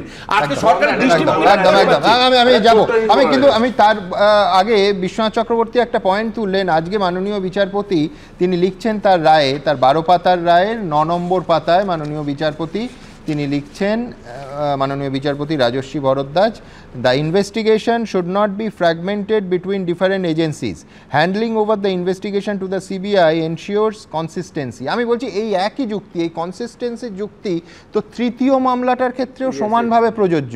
আমি বলছি যে যদি আজকে এই দুর্নীতি এবং মেয়েটির ধর্ষণ এবং খুনের মামলা সম্পর্কযুক্ত হয় এবং একই এজেন্সি, ফ্র্যাগমেন্টেড ওয়েতে নয়, একই এজেন্সিকে তদন্ত করতে হয়, তাহলে ওই যে 14 তারিখ রাতে আরজিকরের দুটো তল কার্যত ধুলো হয়ে গেল, যে ভাঙচুর হলো, সেটাও তো ফ্র্যাগমেন্টেড ওয়ে অন্য কেউ করতে পারে না, সেটাও অবধারিতভাবে। তোমার কি মনে হয় না ফিরদৌস যে সেটাও এই সিবিআই তদন্তের পেরিফেরিতে একদম? এবং সেটা নিয়ে already public interest litigation Kolkata হাইকোর্টে দায়ের হয়েছে এবং সুপ্রিম কোর্টেও অ্যাপ্লিকেশন দায়ের হয়েছে। আমি অন্য কথা বলতে চাইব, আপনি একটা টাইম লাইন বললেন, 9ই আগস্ট ঘটনা ঘটা, 16ই আগস্ট সিট গঠন, আর 19শে আগস্ট একজন গিয়ে কমপ্লেন রুজু করা, মাঝে একটা তারিখ মিস করে গেলেন, সেটা হচ্ছে 14ই আগস্ট। তার কারণ 14ই আগস্ট যখন ভাঙচুর হলো, ভাঙচুর হওয়ার পরে রাজ্যের মাননীয় মুখ্যমন্ত্রী একটা বক্তব্য আমাকে সব থেকে বেশি আকর্ষিত করেছিল। তিনি একদম অ্যাসেসমেন্ট করে দিলেন, তিনি বললেন যে প্রায় 100 কোটি টাকার মতো ক্ষতি হয়ে থাকতে পারে। আমি বলছি যে এই অ্যাসেসমেন্টে উনি পৌঁছলেন কিভাবে, মানে সেই সময় দাঁড়িয়ে এই অ্যাসেসমেন্টে পৌঁছলেন কি করে? আর দ্বিতীয় একটা কথা, রাজ্যের মাননীয় মুখ্যমন্ত্রী তথ্য প্রমাণ লোপ করতে এই ভাঙচুর করা হয়েছে। এবং আমার আরেকটা কথা বলি, রাজ্যের মাননীয় মুখ্যমন্ত্রী কি বলেছিলেন, আরজিকর কাণ্ডে যদি সিবিআই তদন্ত হয়ে যায় আমাদের কোনো আপত্তি নেই, তার কারণ আমাদের লোকানোর কিছু নেই। আচ্ছা, দ্বিতীয় 14ই আগস্ট তো পুলিশ ফেল করেছিল, পুলিশ তো ওই ছেলে মেয়েদের আটকাতে ব্যর্থ হয়েছিল যে মবটা গিয়ে ওখানে ভাঙচুর করেছিল। আচ্ছা, এই তদন্ত ভাতটা তো সিবিআইয়ের হাতে তুলে দিতে রাজ্যের কোনো আপত্তি থাকার কথা নয়। সিবিআই তদন্ত কখন হয়? যদি রাজ্য যদি চাই সিবিআই হাতে তুলে দিতে তাহলে হবে, অথবা কোর্ট যদি চায়। রাজ্য তো গিয়ে বলতেই পারে যে 14ই আগস্টের ঘটনাটি সিবিআইয়ের হাতে চলে যাবে, কেন বলেছেন সেটাই বোঝা যাচ্ছে যে ওনার গুডউইলটা, উনি বলছেন আমার প্রথম দিনেও বলেছেন যে সিবিআই দিতে কিন্তু আমার কোনো আপত্তি নেই, প্রথম দিন উইদিন 24 আওয়ার্স। এবং ওনার পুলিশই, ওনার স্টেট অ্যাডমিনিস্ট্রেশনের পুলিশ ভালো কাজ করেছে যে ক্রিমিনালটা অ্যারেস্ট করেছে। তারপরে এই গত এত কদিনে আমরা তো নতুন কোনো খবর সিবিআই এর কাছ থেকে পেলাম না। আর আরেকটা বিষয়, এক সেকেন্ড, সেটা হচ্ছে যে আপনারা হয়তো জানেন না, উনি জানেন যে 6 মাস 1 বছর অন্তর অন্তর দিল্লি থেকে ন্যাশনাল মেডিকেল কাউন্সিল আসে, ইন্সপেকশনে আসে। আগে এমসিআই ছিল, তারা তো বারে বারে সবকটা মেডিকেল কলেজ ইন্সপেক্ট করে। তারা কেন এই পয়েন্টগুলো দেয়নি? এই যে এখানে আমি আমার একটা ছোট্ট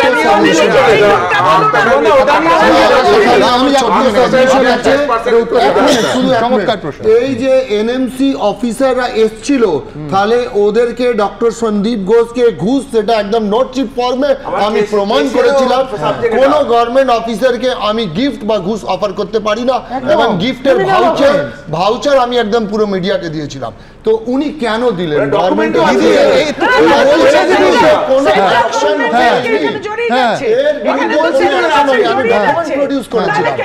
এবং গভর্নমেন্ট অফ ইন্ডিয়া, আমি দুজনই সাসপেন্ড ডক্টর সন্দীপ ঘোষকে দেখুন, আপনি ঘুষ দেওয়া আর ঘুষ নেওয়া দুটোই কিন্তু অপরাধ। একদম একদম আমি তো মামলা করি, আমি তো বলছি দেওয়া হয়েছে, কোন দোকান থেকে কেনা হয়েছে সেটাও মাতারা, এখানেও মাতারা গিফট সবেনি এমনকি উত্তরীয় পর্যন্ত ক টাকা কেনা হয়েছে। মাতারা একটা আজীব কোম্পানি সুমনদা, এরা পর্দা সাপ্লাই করে, এরা মেডিকেল ইকুইপমেন্ট সাপ্লাই করে, এরা ডিজিটাল ল্যাব বানায়, এরা সব বানায়। এটা অন্য অ্যাসপেক্টও আসছি, মানে আক্তার আলী সামনে এসছে, আক্তার আলী অভিযোগ করছে, কিন্তু দিদি বলছেন ওনার সাথে আছেন, দিদি সহমর্মিতা দেখাচ্ছেন। প্রশ্ন আছে সুমনদা, এই আক্তার আলীর মতো লোকগুলো যখন সামনে তাদের কি সহ্য করতে হয়? লোকটা সার্ভিস ব্রেক হয়েছে কারণ দুর্নীতির অভিযোগ করে এটা বলে, যদি যখন পেনশন আসবে না, পেনশনের টাইম আসবে রিটায়ারমেন্টের পর, তাই কোর্টে ছুটতে হবে ওই প্রবলেমটা মেটানোর জন্য। যতবার উনি আওয়াজ তুলেছেন ওনাকে ট্রান্সফার করা হচ্ছে, মানুষ তো বাহবা দিচ্ছে, আরো তো মানুষ আছে যারা জানে দুর্নীতিগুলো কি হচ্ছে, আরো ডাক্তার তারা সামনে আসুন না, আসে না কেন? না না, আমার মনে আছে উনি যখন 2023 সালে প্রত্যেকের কাছে 2023 সালে আপনি যখন এসেছেন আপনি বলেছিলেন যে হুমকি দেওয়া হচ্ছে পরিকল্পনার বাইরে। আমি যখন ওনার এগেইনস্টে চিঠি দিই, তো আমাদের অ্যাসোসিয়েশন আছে, আপনি জানেন আশা নাম, একদম সেখানে হোয়াটসঅ্যাপ গ্রুপ থেকে আমাকে বাদ দিয়ে দেওয়া হলো। তারপরে আমার যে অন্য মেডিকেল কলেজের কলিগ তাদেরকে ফোন করলে, আমি SSKM এর ডেপুটি সুপার, ন্যাশনাল মেডিকেল কলেজে আমাকে তুমি ফোন করো না, তোমার পেছনে যেভাবে সন্দীপ ঘোষ পড়ে রয়েছে, মানে আমার বন্ধুরা আমার সঙ্গে কথা বলতো, সামাজিক ভাবে আপনাকে এক ঘরে করা হচ্ছে, আমার বন্ধুরা আমার সঙ্গে কথা বলতো না। আমি যখন আমার এই ফাইল নিয়ে যখন আমার ব্রেক হয়ে গেল মুর্শিদাবাদ থেকে, আমি ফাইল ইনিশিয়েট করছে না, অ্যাকাউন্টস অফিসার বলছে আপনি কোর্টে যান, কোর্ট থেকে রায় নিয়ে আসুন। স্বাস্থ্যবান যখন যাচ্ছি কেউ আমাকে রেসপন্সই দিচ্ছে না, মনে হচ্ছে আমি মানে যেরকম হয় না শিডিউল কাস্টের মতন ওইরকম একটা অফিসার, সেরকম মানে এখনো বলছি। আমি কয়েকদিন আগেও আমি স্বাস্থ্যবান গেছিলাম, মানে আমার সঙ্গে এরকম ব্যবহার হচ্ছে। তো আমি অনেক কিছু পেয়েছি। এই শব্দটা শুধু এই বাক্যটা একটু যদি উইথড্র করেন, মানে এটা সামাজিক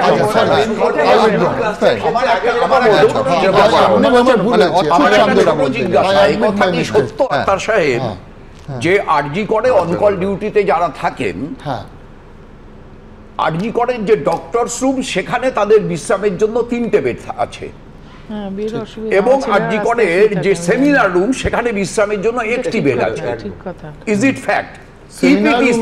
সেমিনার রুমে বিশ্রামের জন্য বেড নেই, সেমিনার রুমে এক্সামিনেশন ডেমনস্ট্রেশনের জন্য ওখানে সেমিনার রুম ঘুমানোর জায়গা নয়। রাইট ইউ আর আমি বলছি একটাই বেড আছে, সেটাই কেউ কখনো বিশ্রাম দেন। নরমালি 4 জন যদি ডিউটিতে থাকে, তাদের ভিতর যদি 2 জন ফিমেল 2 জন মেল হন, তাহলে 2 জন ফিমেল এবং 1 জন মেল ডক্টর রুমে থাকেন, এবং বাকি 1 জন মেল সেমিনার রুমে থাকেন। উল্টো হলে পরে উল্টো, এই কম্বিনেশনে কোনো সময় 1 জন ফিমেল থাকেন না। আমার প্রথম প্রশ্ন হচ্ছে এইটা, যে সেদিনকে অনকল ডিউটিতে যারা ছিলেন বলে এখন পর্যন্ত বিভিন্ন সূত্র মারফত জানা গেছে, তাদের ভিতর 2 জন ফিমেল 2 জন মেল, যাদের সঙ্গে উনি ডিনার করেছিলেন 4 জন একসঙ্গে। তাহলে ন্যাচারাল কোর্সে উনার থাকার কথা ছিল ডক্টর রুমে, নট সেমিনার রুমে। কাকলি দিয়ে একটু আগে বললেন সিবিআই থেকে কোনো নতুন তথ্য পাইনি। আমি বলছি সিবিআই একটা নতুন তথ্য দিয়েছে, সেটা হচ্ছে ঘটনার অকুস্থল বদলে দেওয়া হয়েছে। এই যে দেখুন, আশ্চর্যজনকভাবে আমি এত শক্তিশালী পিডব্লিউডি আমি তো দেখিনি বটেই, আমি জানি না সুমন ওর জীবনে দেখিনি, শক্তিশালী বাদ দাও, এত দ্রুত পিডব্লিউডি দেখিনি, সিপিডব্লিউডিও দেখেছে কিনা আমি জানি না, পৃথিবীর কোন দেশ দেখেছে কিনা আমি জানি না। 3টের সময় অর্ডার হলো, 5টার সময় গিয়ে ভাঙা হলো কি ডক্টরস রুম এবং সংলগ্ন ওয়াশরুম। এইবার সিবিআই বলছে অকুস্থল বদলে ফেলা হয়েছে। If the matter is such, যেটা আমি একটু আগে বলেছি, যে এই ধরনের কেসের ক্ষেত্রে তথ্য প্রমাণ ইত্যাদি বিশ্লেষণ, এবং সিবিআই যে কথা বলছে যদি সে দুটো সত্য হয়, যদি ঘটনাস্থল আসলে ডক্টরস রুম হয় এবং ডেড বডিটাকে পরে নিয়ে এসে সেমিনার রুমে রাখা হয়, তাহলে সরকার যে কতটা সদিচ্ছার সঙ্গে ফাঁসি চেয়েছে এবং কতটা সদিচ্ছার সঙ্গে 24 ঘন্টার মধ্যে অ্যারেস্ট করেছে, সবটা কি দিনের আলোর মতো স্পষ্ট হয় না? এই প্রসঙ্গে আর একটা কথা, একটি বাক্য, সেটা হচ্ছে যে মাঝে মাঝে একটা কথা শোনা যাচ্ছে, আমি জানি না ওরা ভালো বলতে পারবেন, যে এই গোটা ব্যাপারটার পেছনে একটা নাকি নর্থ বেঙ্গল লবি বলে কি একটা আছে। আমাদের স্বাস্থ্য ব্যবস্থার ক্ষেত্রে নাকি একটা নর্থ বেঙ্গল লবি আছে, সেই নর্থ বেঙ্গল লবিটা আসলে কি আছে কিছু কাকুলিদি তার হবিটা আমার জানা নেই, আমি তো স্বাস্থ্য দপ্তরে কাজ করি না। আমি একটু জানতে চাইছি। আমি বলছি আমার north Bengal south Bengal lobby নিয়ে চিন্তার থেকে বড় কথা যে লবি এর পিছনে থাকুক তারা কতটা শক্তিশালী। আমি বলছি একজন মানুষ, আমাদের দেশে নাকি এটা দেশ এবং রাজ্যে সবকটা দেশের রাজ্যের পক্ষে একেবারে সমানভাবে প্রযোজ্য যে হুইসেল ব্লোয়ার্স প্রোটেকশন, এটা আইনি অধিকার। সেখানে একজন হুইসেল ব্লোয়ারকে নথি সমেত কমপ্লেন করার পর তার চাকরি জীবনে যেভাবে একেবারে, আমি সচেতনভাবে শব্দটা ব্যবহার করছি, হেনস্থা করা হয়েছে, সেটা চাকরি জীবনে কার্যত ছেদ ফেলে দেওয়া হয়েছে, সেটা মানা যায়। আমি বলছি আদালতের কি ব্যবস্থা করবে, কিন্তু সাধারণ নৈতিকতার দৃষ্টিতে এটা অত্যন্ত বড় অন্যায়। আমি এখান থেকে এই ভদ্রলোক আখতার আলী কেন হুইসেল ব্লোয়ার বলছি বারবার, কি সামনে এনেছেন দ্রুত একবার দেখাই। বেআইনিভাবে বিপজ্জনক বায়োমেডিক্যাল বর্জ্য বিক্রি, জিম এবং নিজের চেম্বারের সৌন্দর্যায়নের জন্য কোভিড ফান্ডের অপব্যবহার, টাকার বিনিময়ে বেআইনিভাবে চিকিৎসক অধ্যাপকদের বদলি, অযোগ্যদের কাজের বরাত, সর্বোপরি কোটি কোটি সরকারি অর্থের অপচয়। আরজিকর মেডিকেলের তৎকালীন অধ্যক্ষ সন্দীপ ঘোষের বিরুদ্ধে এরকমই ভুরি অভিযোগ তুলে অ্যান্টি করাপশন ব্রাঞ্চ থেকে ভিজিলেন্স কমিশনার, টালা থানা, নানা জায়গায় অভিযোগ করেছিলেন প্রাক্তন ডেপুটি সুপার আখতার আলী। 2023-এর 14 জুলাই ভিজিলেন্স কমিশনারকে লেখা অভিযোগপত্রে একটি দুটি নয়, আরজিকর মেডিকেলের প্রাক্তন অধ্যক্ষের বিরুদ্ধে 15 রকমের অভিযোগের কথা উল্লেখ করেছিলেন আখতার আলী, যেখানে সন্দীপ ঘোষের বিরুদ্ধে সরকারি অর্থের অপচয়, টেন্ডার না ডেকে সরকারি জায়গা, খাবারের দোকান, ক্যাফে, ক্যান্টিন, সুলভ শৌচালয়ের জন্য বরাদ্দ করা, ভেন্ডার বাছাইয়ের ক্ষেত্রে স্বজন পোষণ, অযোগ্যদের কোটি কোটি টাকার বরাত, ইচ্ছাকৃতভাবে আর্থিক নিয়ম এড়িয়ে যাওয়ার অভিযোগ করেন প্রাক্তন ডেপুটি সুপার আখতার আলী। আমি ভিজিলেন্স কমিশনকে জানিয়েছিলাম, তারপর আমি স্বাস্থ্য ভবনকেও জানিয়েছিলাম। এছাড়া পরে যখন ওনার সঙ্গে আমার ওপেন বার হয়ে যায় এটা নিয়ে, কারাপশন নিয়ে, তখন আমি মুখ্যমন্ত্রীর অফিসে গিয়েও একটা গ্রিভ্যান্স জানিয়েছিলাম। এখানেই শেষ নয়, আরজিকর মেডিকেল কলেজের তৎকালীন অধ্যক্ষ সন্দীপ ঘোষের বিরুদ্ধে অ্যাকাউন্ট অফিসারদের অগ্রাহ্য করে বিভিন্ন সংস্থাকে সুযোগ সুবিধা করে দেওয়া, সিভিল এবং ইলেকট্রিক্যাল কাজকর্ম পিডব্লিউডিকে না দিয়ে তৃতীয় পক্ষকে দিয়ে করানো, কলেজের একাডেমিক ফান্ডের অপব্যবহার, ইচ্ছাকৃতভাবে ওয়ার্ক অর্ডার ভেঙে 1 লক্ষ টাকার নিচে দেখানো যাতে ই টেন্ডার এড়ানো যায়, রাজ্য সরকার এবং কলকাতা পুরসভাকে এড়িয়ে বেআইনিভাবে 2 চাকার গাড়ি পার্কিংয়ের বেনামি ব্যবসা, চুক্তিভিত্তিক কর্মী নিয়োগে অনিয়ম, টাকার বিনিময়ে বেআইনিভাবে চিকিৎসক অধ্যাপকদের বদলি, এমনকি ভেন্ডারদের থেকে 20% ঘুষ নেওয়ার মতো একের পর এক চাঞ্চল্যকর অভিযোগ করেন প্রাক্তন ডেপুটি সুপার আখতার আলী। উনি ছাত্রদের কাছ থেকে পয়সা নিয়ে ফেল করাতেন এবং উনি ছাত্রদের সঙ্গে দুর্ব্যবহার করতেন। ওনার কতগুলো পেটুয়া ছাত্র ছিল যারা অন্য ছাত্রদের উপরে টর্চার করতো, তাদের মারধর করা, পয়সা কালেকশন করা। এটার বিরুদ্ধে ছাত্ররা 1 মাসের উপরে আন্দোলন করেছে, ছাত্ররা কুকুরের মতন ওনাকে তাড়া করেছিল, তখনও কিন্তু গভর্নমেন্টের কোনো অ্যাকশন নেয়নি ওনার বিরুদ্ধে। উনি আবার চেয়ারে বসে গেলেন। তারপরে উনি বায়োমেডিক্যাল স্ক্যাম, এছাড়া ডেড বডি স্ক্যাম আছে। এবার কলকাতা হাইকোর্টের নির্দেশে এরকমই নানা অভিযোগ খতিয়ে দেখবে সিবিআই। সন্দীপ সরকার, সুদীপ্ত আচার্য, উজ্জ্বল মুখোপাধ্যায় রিপোর্ট, এবিপি আনন্দ। আখতার আলীর কর্মজীবনে যেরকম ঝড় সহ্য করতে হচ্ছে, ঠিক সেই সময় লক্ষ্য করে দেখুন যে সম্পূর্ণ অন্য প্রসঙ্গে রাজ্যের মুখ্যমন্ত্রী কিন্তু বলেছিলেন যে যেখানে দুর্নীতি দেখবেন আমার ছবি তুলে পাঠাবেন। আমি বলছি সেখানে একদিকে রাজ্যের যদি রোল থাকে, আরেকটাও আখতার সাহেব বললেন যে কেন্দ্রের যে প্রতিনিধি দল এসেছিল তাদের সঙ্গেও এই রাজ্যের দুর্নীতিগ্রস্ত লোকেদের একটা আদান প্রদান হয়। একটু ক্লারিফাই করবেন আখতার সাহেব। ওই এনএমসি তিনজন এনএমসি ইউজি ইন্সপেকশন জোনে অ্যাসেসর বলি আমরা, ইন্সপেক্টর, এবার 3 জন এসেছিল, আলাদা আলাদা স্টেট থেকে এসেছিল। এবার তাদের হসপিটালিটি, বাট ওদের একদম অর্ডারে লেখা থাকে কি ওরা কোনো হসপিটালিটি অ্যাকসেপ্ট করবে না। তার সঙ্গে মিষ্টির প্যাকেট, শাড়ি, তারপরে উত্তরীয়, তারপরে গিফট, আর কিছু র্যাপ করা ছিল প্যাকেট, মানে র্যাপের যে গিফট প্যাকেট, এগুলো সেটা বিলও হয়েছিল। আমি নোটশিটে অবজেকশন করেছিলাম এবং বলেছিলাম, ওনারা আবার গিফট অ্যাকসেপ্টও করেছিলেন। ওই বিলটা আমি শো করেছিলাম এবং যখন আমি কমপ্লেন করেছিলাম, কেন একটা গভর্নমেন্ট, যেমন আমি গভর্নমেন্ট অফিসার, আমি কারো কাছ থেকে কিছু নিতে পারি না এবং আমি কাউকে অফারও করতে পারি না। তো এইটা একদম আইনের মানে দণ্ডনীয় আইন হিসাবে। একদম এটা তো একটা কেস হওয়া উচিত, এটাও তো কগনিজেন্সে নিয়ে সিবিআই এটা ইনভেস্টিগেট করা উচিত। The role of the central team, what was the central team doing? Because supervisory body is the central team. সুতরাং তাদেরকে একটা চিঠি এনফোর্সমেন্ট ডিরেক্টরেট করা হয় 17/11/2023 কে করে? ডক্টর সুকান্ত মজুমদার। কি করে বলেন? দেখুন, যখন চুরি হচ্ছে, দুর্নীতি হচ্ছে, সবকিছু তো বলা উচিত, কোনোটা বাদ দেওয়া না। সেই চিঠির মধ্যে না একটা পরিষ্কার লেখা আছে, আমি বলে দিচ্ছি, NMC inspection of RG Kar medical college and hospital. কি হয়েছিল ওখানে? ওখানে তারা হসপিটালে আসে, তারা RG Kar medical hospital purchase gift with sweet packet from one Nisha enterprise Belgachia to give the same to NMC inspection team. Direct অভিযোগ, অন্য কেউ করতে হবে না, আমরা করছি। যারা দেখতে এসেছিল আমি তো বলি তাদেরকেও ধরা উচিত, তারা বাদ যাবে কেন? একদম একদম। আমি বলছি দুপক্ষই, কেন্দ্র এবং রাজ্য দুপক্ষই বলছে ধরা উচিত, কিন্তু বেড়ালের গলায় ঘন্টাটা বাঁধবে কে? হ্যাঁ নিশ্চয়ই। সেন্ট্রাল প্রজেক্টস এখনো এখানে হসপিটালে চলছে, তাতেও টাকা ইনভলভড, তাহলে they should also come under the MRU আছে, মাল্টিডিসিপ্লিনারি রিসার্চ। আমি ঠিক মাসতুত ভাইয়ের প্রবাদটা মনে করাতে চাই না, কিন্তু এ তো একটা বিষয় যোগ হওয়া উচিত, সেটা হচ্ছে যে আজকে পরিবেশটা কোথায় গেছে।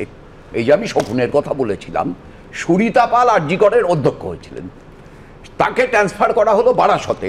আজকে তিনি বারাসতে যোগ দিতে গেলেন এবং সেখানে বারাসতের স্টুডেন্টরা তারা তাকে রিফিউজ করলো, তারা বলল যে আপনাকে নেব না।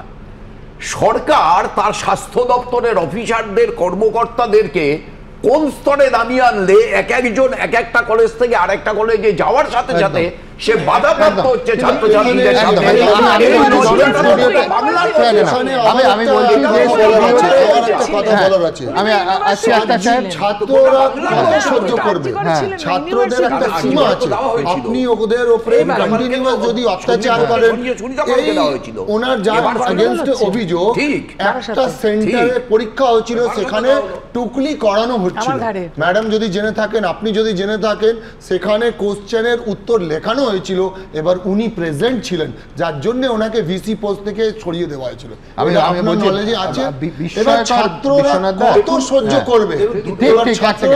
আমি বলছি যে দেখুন, আমি ওই মাসতুত ভাইয়ের প্রবাদটা আবার বলতে চাই না, কিন্তু স্টুডিওতে রাজ্যের শাসক, কেন্দ্র শাসক বলছে ক্রিমিনাল অফেন্স, কোনো সন্দেহ নেই, তিরস্কার করছে, কিন্তু ব্যাপারটা হচ্ছে আন্ডারস্ট্যান্ডিংটা এই পর্যায়ে গেছে যে আদান প্রদান হচ্ছে এবং দিনের পর দিন একটা দুর্নীতি সিস্টেম, এটা একটা ব্যক্তি বা একটা ছাত্রছাত্রীর ভবিষ্যৎ সেটা হলেও মারাত্মক, কিন্তু এটা মাইক্রো নয়, এটা ম্যাক্রো লেভেলে একটা করাপশন চলছে। সবাই, কেন্দ্র যারা এসছেন, কেন্দ্রের প্রতিনিধি চোখ বন্ধ করে আছেন, জিনিসপত্র নিয়ে আবার দিল্লি ফিরে যাচ্ছেন, আর এখানে ওই সিস্টেমটা চলছে।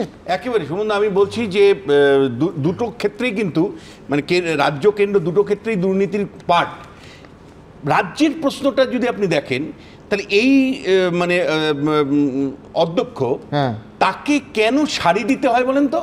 কারণ তার যে অসংখ্য অন্যায়, অসংখ্য দুর্নীতি, অসংখ্য অসঙ্গতি, সেগুলো যাতে ধরা না পড়ে বা রিপোর্টের মধ্যে উল্লেখ না থাকে, তার জন্য শাড়িটা গিফট করতে হয়। সেই জন্যই এক্সট্রা কিছু গিফট করে সন্তুষ্ট বিধান করতে হয়।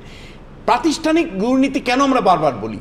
যে প্রাতিষ্ঠানিক দুর্নীতি এই কারণেই বারবার বলি যে যখন একজন হুইসেল ব্লোয়ার, তিনি যখন মানে রীতিমতন কমপ্লেন করছেন, তারপরে রাজ্যের সর্বোচ্চ প্রশাসন থেকে কোনো মানে রেসপন্স আসছে না, তার মানে কি আপনি দুর্নীতিটাকে প্রশ্রয় দিচ্ছেন?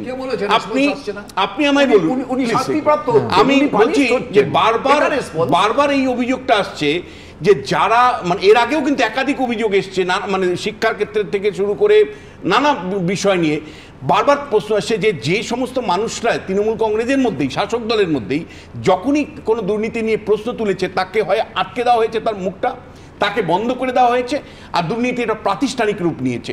আমি কিন্তু বারবার বলছি যে আপনি দেখুন, আপনি গত 15 দিন ধরে আলোচনা করছেন, এখন পর্যন্ত আমরা এই স্বাস্থ্য দপ্তরের দুর্নীতি বা স্বাস্থ্য দপ্তরের এই পলিসির জন্য কাউকে রেসপন্সিবিলিটি লোকেট করে বলতে পারছি না যে ভাই তুমি পদত্যাগ করো। আমার প্রশ্ন হচ্ছে যে পলিসি, একটা পার্লামেন্টারি ডেমোক্রেসিতে সর্বোচ্চ পর্যায়ে একটা স্বাস্থ্যমন্ত্রীর তো একটা দায় আছে, দায়িত্ব আছে, কর্তব্য আছে। মানে আমি যদি ফেল করি, তাহলে আপনার তো একটা এথিক্সের প্রশ্ন আছে। মমতা বন্দ্যোপাধ্যায় যখন বিরোধী নেত্রী ছিলেন প্রতি কথায় তিনি এথিক্সের কথা বলতেন, এবং এথিক্সের কথা বলে তিনি এমনকি মানে তেহেলকার প্রশ্নে বা নানা প্রশ্নে তিনি পদত্যাগ করেও এসেছিলেন। আজকে মমতা বন্দ্যোপাধ্যায় কেন নিশ্চুপ আছেন? এইরকম ব্যাপক দুর্নীতি আপনার দপ্তরের, আপনি তো পদত্যাগ করার কথা। আমি যাব, কিন্তু তার আগে এই অবধি অনুষ্ঠানটা দেখে যদি আপনারা মনে করেন যে কেন রাজ্য সরকার ব্যবস্থা নিল না, তদন্তে কলকাতা পুলিশ কি করলো, কোথায় ফেল করলো, এখানেই শেষ হচ্ছে না। তার কারণ সিবিআই কি তদন্ত করছে একেবারে সমানভাবে সেই প্রশ্ন এই অনুষ্ঠান থেকেই উঠবে।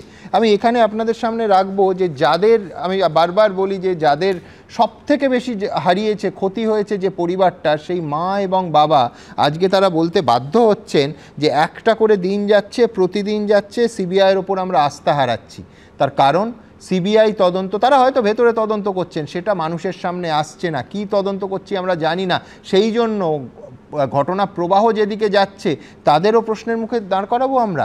আজকে প্রথমে এখন দেখে নেব যে এক মেয়েকে হারিয়ে তারা একদিকে বলছেন যে হাজার হাজার ছেলে মেয়েকে তারা সঙ্গে পেয়েছেন, কিন্তু পাশাপাশি এটাও মনে করে দিচ্ছেন যে সিবিআই তদন্তের অগ্রগতিতে তারা খুশি নন। আমি আবার বলছি, ওই চিকিৎসকের মা এবং বাবা একযোগে আজকে বলছেন যে প্রতিদিন যাচ্ছে, একটা একটা করে দিন যাচ্ছে, আর সিবিআইয়ের ওপর আস্থা হারাচ্ছি আমরা। সিবিআই শুনতে পাচ্ছে তো? দেখুন, সমস্ত মেডিকেল স্টুডেন্টদের এখন আমরা ছেলে মেয়ে মনে করছি এবং আমরা সবসময় ওদের পাশে থাকবো। একমাত্র সন্তান হারানোর যন্ত্রণা বুকে নিয়েই বিচারের দাবিতে আন্দোলনের পাশে থাকার অঙ্গীকার করলেন নিহত চিকিৎসকের মা বাবা। আন্দোলনকারীদেরকে এখন সন্তান হিসেবে দেখছে মেয়েকে নিয়ে স্বপ্ন দেখা দুজোড়া চোখ। ছাত্ররা যে আন্দোলন করছে সেই আন্দোলনের পাশে আমরা আছি, প্রয়োজন হলে এরপরে আমরাও গিয়ে ওদের সঙ্গে যোগ দেবো, এটাই পর্যন্ত বলতে পারি। কারণ আমরা বিচার চাই। সোজা কথা হচ্ছে আমাদের একটা পরিষ্কার কথা, আমরা এর একটা বিহিত এবং বিচার চাই। আপনারা কি আরজি করে গিয়ে আন্দোলনে যোগ দিতে চাইছেন? যে কোনো জায়গায় নিরপেক্ষভাবে যে আমাদের ডাকবে আমরা তাদের সঙ্গে গিয়ে আন্দোলনে যোগ দেব। কলকাতা হাইকোর্টের নির্দেশে আরজিকর মেডিকেল কলেজে তরুণী চিকিৎসকের ধর্ষণ খুনের মামলার তদন্ত করছে সিবিআই। তদন্তভার হাতে নেবার 10 দিন পর কি করছে সিবিআই তা জানতে শুক্রবার বিকেলে সরাসরি সিবিআই দপ্তরে হাজির হন আরজিকর মেডিকেলের আন্দোলনকারীরা। কথা বলেন সিবিআই অফিসারদের সঙ্গে। আমরা জানতে এসেছিলাম যে তদন্তের গতি প্রকৃতি সম্পর্কে ওনারা আমাদের যদি জানান, তাতে ওনারা আমাদেরকে জানিয়েছেন যে যেহেতু পুরো তদন্ত প্রক্রিয়া কোর্ট মনিটর চলছে, তার জন্য ওনারা এখন আমাদেরকে কোনোরকম কোনো আপডেট জানাতে পারছেন না। আমরা ওনাদেরকে আরও জানাই যে আমাদের যে আন্দোলন, আমাদের ডাক্তারদের যে আন্দোলন এবং তাতে যে জুনিয়র ডাক্তারদের যে কর্মবিরতি আমরা চালাচ্ছি, সেইটাও অনেকাংশেই নির্ভর করে আছে এই জাস্টিসের প্রশ্নে। তাতে ওনারা জানান যে to have faith in them. আমরা অবশ্যই তাদের সেই আশ্বাসে তাদের যে ফেথ রাখতে তারা বলেছেন সেটা আমরা রাখছি। তারপরেও আমাদের প্রশ্ন থাকবে যে আজ ঘটনার প্রায় 15 দিন পেরিয়ে গেল এবং আমরা কিন্তু জাস্টিসের প্রশ্নে 9 তারিখে যে জায়গায় দাঁড়িয়েছিলাম আজকেও সেই জায়গাতেই দাঁড়িয়ে আছি। আমরা তো একটা ভালো এজেন্সি চেয়েছিলাম, সিবিআই একটা ভালো এজেন্সির মতন একটা দৃষ্টান্ত স্থাপন করুক এই ব্যাপারটায়। এটা আমরাই ধৈর্য হারাচ্ছি, প্রতিদিন 14 দিন হয়ে গেল কোনো রেজাল্ট পাইনি। এটা আমরাও আস্থা রেখেছি, যখন সেই আস্থা রেখে এত বড় ঘটনা তদন্ত করে কিছু একটা কুলকিনারা করুক। তারা তো কোনো কুলকিনারা এখনো করতে পারেনি। এরই মধ্যে সুবিচারের দাবিতে দিকে দিকে চলছে প্রতিবাদ। এদিন পুলিশের চোখ এড়িয়ে স্বাস্থ্য ভবনে ঢুকে বিক্ষোভ দেখায় সরকারি চিকিৎসকদের সংগঠন সার্ভিস ডক্টরস ফোরাম। শুক্রবার সিজিও কমপ্লেক্সে বিক্ষোভ দেখান বিধাননগর বার অ্যাসোসিয়েশনের আইনজীবীরা। সমীরণ পাল, অরিত্রিক ভট্টাচার্য ও অনির্বাণ বিশ্বাসের রিপোর্ট, এবিপি আনন্দ। দেখুন, এক তো সিবিআই একটার পর একটা তদন্তের সংখ্যা, সেই তালিকা যা বাড়ছে, একটু রসিকতা করে বলা যায় যে এখানে একাধিক থানা এবং হয়তো হেডকোয়ার্টার শিফট করার কথা সিবিআইকে ভাবতে হবে। আমি জোকস অ্যাপার্ট, আমি বলছি সিবিআই তদন্ত কোথায়? আমাদের কি দিয়েছে তরুণ? সারদা 10 বছর স্টিল রানিং, নারদা 8 বছর স্টিল রানিং, বকটুই গত 2 সপ্তাহ ধরে দেখাচ্ছি যে প্রধান সাক্ষীরা হস্টাইল হয়ে গেছেন। মানে পুলিশ যাদের গ্রেফতার করেছে, 11 জন মানুষকে জীবন্ত জ্বালিয়ে মেরে ফেলার জন্য, খুন করার জন্য, তার মধ্যে মহিলা এবং শিশুরাও আছে। সেইখানে মিহিলাল শেখ, ভাদু শেখের স্ত্রী, তারা চিনতে পাচ্ছেন না পুলিশ যাদের গ্রেফতার করেছে। সুতরাং কেসের ভবিষ্যৎ নিয়ে যে কোনো মানুষ যারা কেসটাকে ফলো করেন মনে সংশয় জাগবে। তারও আগে চলে যাই, আমার কেরিয়ার যখন শুরু হয়, পুরুলিয়া আর্মস ড্রপ, মেডিকেলে শিশু বদল, তারপর তাপসী মালিক, মানে কোনোটার একটা পরিষ্কার নোবেল রবীন্দ্রনাথের নোবেল চুরি, কোনো পরিষ্কার কনক্লুশন সিবিআই জিতে যায়নি। আর আজকে দাঁড়িয়ে এই মা বাবা যারা প্রতিদিন প্রতি মুহূর্তে ট্র্যাক করেন যে কি হচ্ছে, তার মেয়ের বিচার কবে পাবে, তারা বলছেন যে প্রতিদিন যাচ্ছে, একটা একটা করে দিন যাচ্ছে, সিবিআইয়ের ওপর আস্থা হারাচ্ছি। না সুমনদা, দুটো অ্যাসপেক্ট আছে এর মধ্যে। ফার্স্ট থিং, সারদা নারদা নিয়ে যখন শুরু হলো তখন পশ্চিমবঙ্গে এসআইটি, স্পেশাল ইনভেস্টিগেশন টিম, যেটা বরাবর তৈরি করা একটু কভার আপ, সেটা সামনে আসা উচিত। সারদার কেসে কতবার বলা হয়েছিল ডকুমেন্ট হস্তান্তর করার জন্য, করা হয়নি। সেই বিখ্যাত লাল ডায়েরি যার reference Afrin Ara, if I am মানে নট রং নামটা, যে ফিনান্স অফিসার ছিল, যে রাজীব কুমারকে তখন হ্যান্ড ওভার করা হয়েছিল, সেটা আজ পর্যন্ত সিবিআইয়ের কাছে যায়নি। কিন্তু সুপ্রিম কোর্টে বারবার বলার পরও কয়েকদিন আগে, আগের বছরই তোমার এইটুকু কথা শুনে মনে হচ্ছে সিবিআই দুগ্ধপ্রস্ত শিশু আর ঝিনুকে করে তাদের দুধ খাইয়ে দিতে হবে। সিজারলিসে এই ডকুমেন্টগুলো ছিল, সিজারলিসে এই ডকুমেন্টগুলো ছিল, সেই ডকুমেন্টগুলো যাওয়া উচিত। আর নারদার ব্যাপারে আমি বেশি বলবো না, কাকলি আছেন, উনি বলে দেবেন নিশ্চয়ই।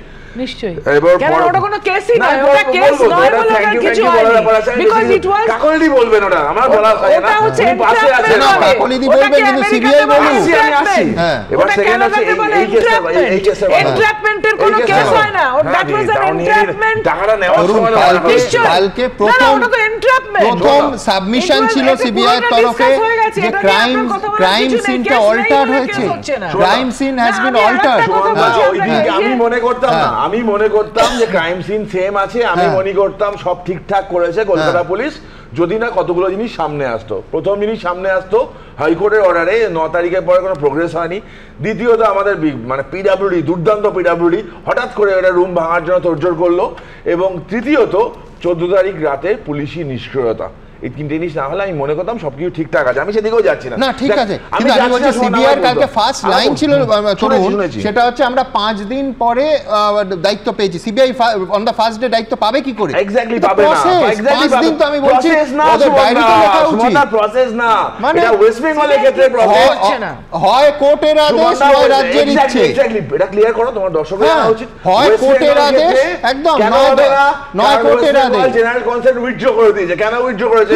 উত্তর মমতা বন্দ্যোপাধ্যায়কে আমার দেওয়ার দায়িত্ব নেই। সেকেন্ড, সুপ্রিম কোর্টে রিপোর্ট এটা সাবমিট হয়েছে, আমি জানি না কি আছে রিপোর্টে, তুমিও জানো না। তবে আমি আমার রাজনৈতিক পরিচয় সাইডে রাখি, একটা মেয়ের বাবা হিসাবে আমি জানতে চাই ওই কুমড়ো বলি মানে পাঠা বলির জায়গায় কুমড়ো বলি বন্ধ, আসল জিনিসটা সামনে আসুক। কিন্তু দেখুন একটা কথা বলতেই হবে, সেটা হচ্ছে তরুণ বলছে যে সিবিআই এখানে রাজ্য সরকার তার অনুমতি উইথড্র করেছে, ঠিক বলেছে তথ্য। কিন্তু আমার একটা কাউন্টার প্রশ্ন থাকবে, সেটা হচ্ছে মধ্যপ্রদেশ, গুজরাট, এই উত্তরপ্রদেশ, এই রাজ্যগুলোতে কোথায় ঘটনা ঘটার পরের দিনই সিবিআই দায়িত্ব পেয়েছে? কোথাও পায় না। কিন্তু জেনারেল কনসেন্ট যদি থেকেও থাকতো, একটি খুন বা ধর্ষণের মামলা প্রথম দিন কখনোই সিবিআই হাতে যেতে পারে না। তার কারণ হচ্ছে পাবলিক অর্ডার স্টেট সাবজেক্ট। এবার বলি যে এই যে এতক্ষণ ধরে আলোচনা করলাম আমরা, কিন্তু একটা নামের পিছনে সব থেকে বেশি আলোচনা সেটা সন্দীপ ঘোষ, এবং আরেকটি বিষয় সব থেকে বেশি আলোচিত হচ্ছে সেটা হচ্ছে ট্রান্সফার। এখানে সন্দীপ ঘোষ এবং আক্তার আলী দুটো ক্যারেক্টার, একজন পেল প্রাইজ পোস্টিং আর একজন পেল পানিশমেন্ট পোস্টিং। এই যে ধরুন এই যেটা দিল কারা, দিল হচ্ছে স্বাস্থ্য ভবনের কর্তারা। আচ্ছা, এই স্বাস্থ্য ভবনের কর্তারা এই যে ট্রান্সফার দিয়ে, কাউকে পানিশমেন্ট ট্রান্সফার, কাউকে প্রাইজ ট্রান্সফার দিয়ে, এর পিছনে আসলে কনসিডারেশন কি থাকে? এবং শুধু তাই না, এই রাজ্যে এই যে মেডিকেল অফিসারদের ট্রান্সফারের ক্ষেত্রে একেবারে নির্দিষ্টভাবে এই স্বাস্থ্য দপ্তরেরই একটা কিন্তু রুল আছে, সেই রুল কখনোই মানা হয় না। তার কারণ কি, এই আক্তার আলীদের মতো মানুষগুলোকে কখনো পানিশ করতে হবে, আর সন্দীপ ঘোষের মতো মানুষকে কখনো প্রাইজ পোস্টিং দিতে হবে বলে সেই পলিসি কখনো মেনটেন করা হয় না। স্বাস্থ্য ভবনের কর্তাদের দিতে হবে এবং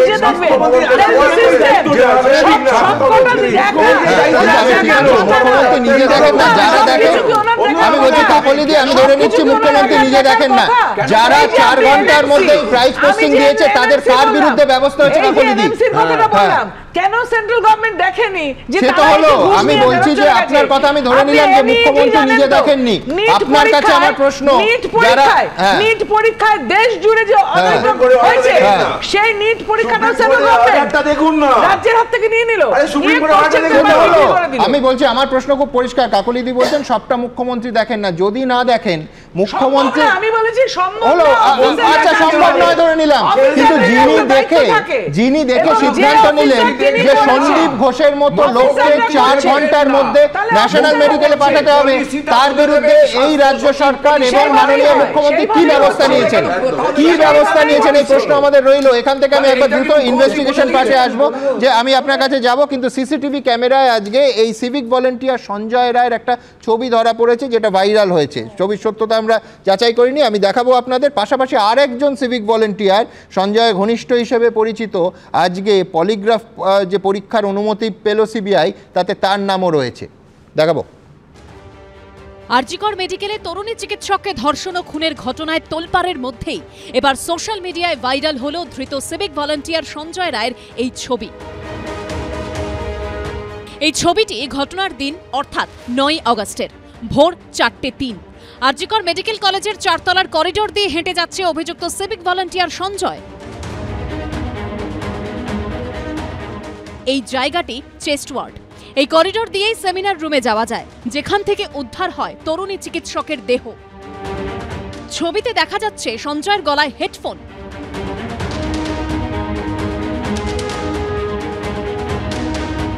হাতে হেলমেট।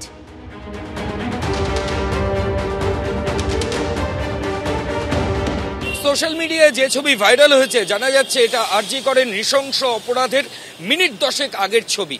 সঞ্জয়ের গলায় একটা নেক ব্যান্ড দেখতে পাওয়া যাচ্ছে। পুলিশ সূত্রে আগেই দাবি করা হয়েছিল সেমিনার রুম থেকে একটা নেক ব্যান্ড পাওয়া যায় এবং যে নেক ব্যান্ডটি সঞ্জয়ের ফোনের সঙ্গে কানেক্ট হয়েছে। হাসপাতালের সিসি ক্যামেরায় এই ছবি ধরা পড়েছে বলে দাবি করা হয়েছে সোশ্যাল মিডিয়ায়। এদিকে তরুণী চিকিৎসককে খুন ও ধর্ষণের ঘটনার তদন্তে এবার আরজিকর মেডিকেল কলেজের প্রাক্তন অধ্যক্ষ সন্দীপ ঘোষ, ধৃত সিভিক ভলান্টিয়ার সঞ্জয় রায় সহ 7 জনের পলিগ্রাফ টেস্টের অনুমতি পেল সিবিআই। সিবিআই এর আবেদনে শুক্রবার অনুমতি দিল শিয়ালদা আদালত। সন্দীপ ঘোষ ধৃত সঞ্জয় ছাড়াও পলিগ্রাফ টেস্ট করা হবে 4 জুনিয়র ডাক্তার ও 1 সিভিক ভলান্টিয়ারের। যেটা হলে আশা করি সিবিআই কিছু তথ্য বের করতে পারবে, সেটা আমরা সবাই তার দিকে তাকিয়ে আছি, সমস্ত চিকিৎসক মহল এইটার দিকে তাকিয়ে আছে। চিকিৎসকের ধর্ষণ খুন মামলায় কলকাতা পুলিশের সিভিক ভলান্টিয়ার সঞ্জয় রায়কে গ্রেপ্তার করেছে পুলিশ, কিন্তু যে দ্বিতীয় সিভিক ভলান্টিয়ারের পলিগ্রাফ টেস্ট করাতে চাইছে সিবিআই, তিনি কে? কেন তার পলিগ্রাফ টেস্ট করাচ্ছে কেন্দ্রীয় এজেন্সি? সিবিআই সূত্রে খবর, এই সিভিক ভলান্টিয়ারের নাম সৌরভ ভট্টাচার্য।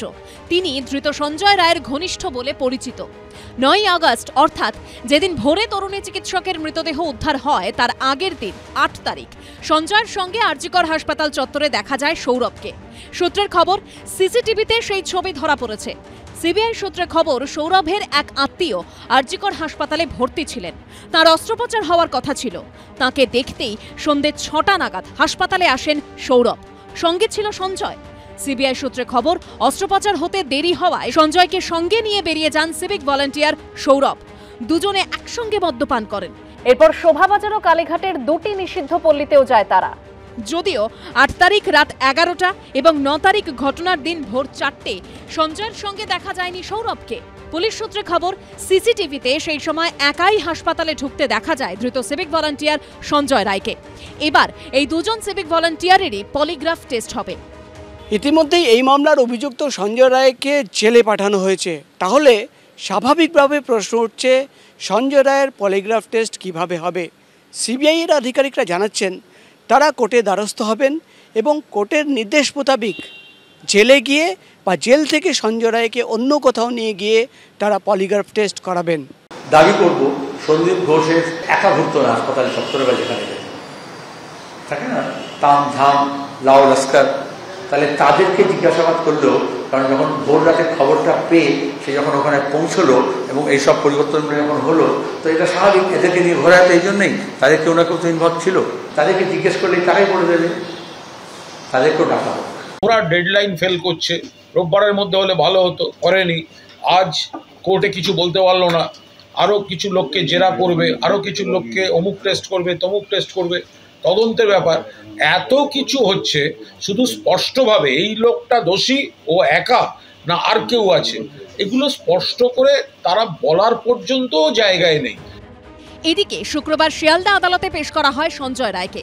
তাকে 6 সেপ্টেম্বর পর্যন্ত জেল হেফাজতের নির্দেশ দেয় আদালত। এরপর প্রেসিডেন্সি জেলে নিয়ে যাওয়া হয় ধৃত সিভিক ভলান্টিয়ার সঞ্জয়কে। পয়লা 22 ওয়ার্ডের 21 নম্বর সেলে তাকে রাখা হয়েছে। প্রকাশ সিনহা, আবির দত্ত ও মৈক ঠাকুর চক্রবর্তীর রিপোর্ট, এবিপি আনন্দ।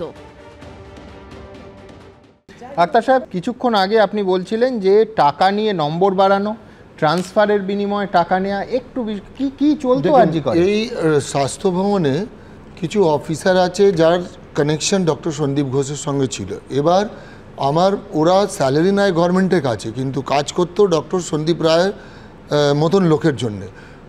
খুব ক্রিম ডাক্তার যারা এই সব দুর্নীতির বিরুদ্ধে ছিল, ওদের রাতারাতি ট্রান্সফার করে দেওয়া হয়েছে। একটা মেডিকেল কলেজের কোয়ালিটি ডাক্তার থেকে মানে ডিটারমিন হয়, যেরকম ডক্টর জ্যোতির্ময় পাল, ডক্টর অনিরুদ্ধ রায়, ডক্টর সুগত দাশগুপ্ত, মানে এরা নাম বললে পুরো ওয়েস্ট বেঙ্গল এদের চেনে। তারপরে ফরেন্সিকে হেড ছিলেন ডক্টর সোমনাথ দাস। এরকম আরও ডাক্তার আছে যাদের রাতারাতি ট্রান্সফার করে আরজি করকে ডিটোরিয়েট করে দেওয়া হলো। এবং স্বাস্থ্য ভবনে ওনার ফিট করা লোক আছে। আমি কমপ্লেন করেছিলাম, আমি নাম যেহেতু কমপ্লেনে লিখেছি আর বলছি না, সন্ধেবেলা আসতেন এবং গাড়ি যেত।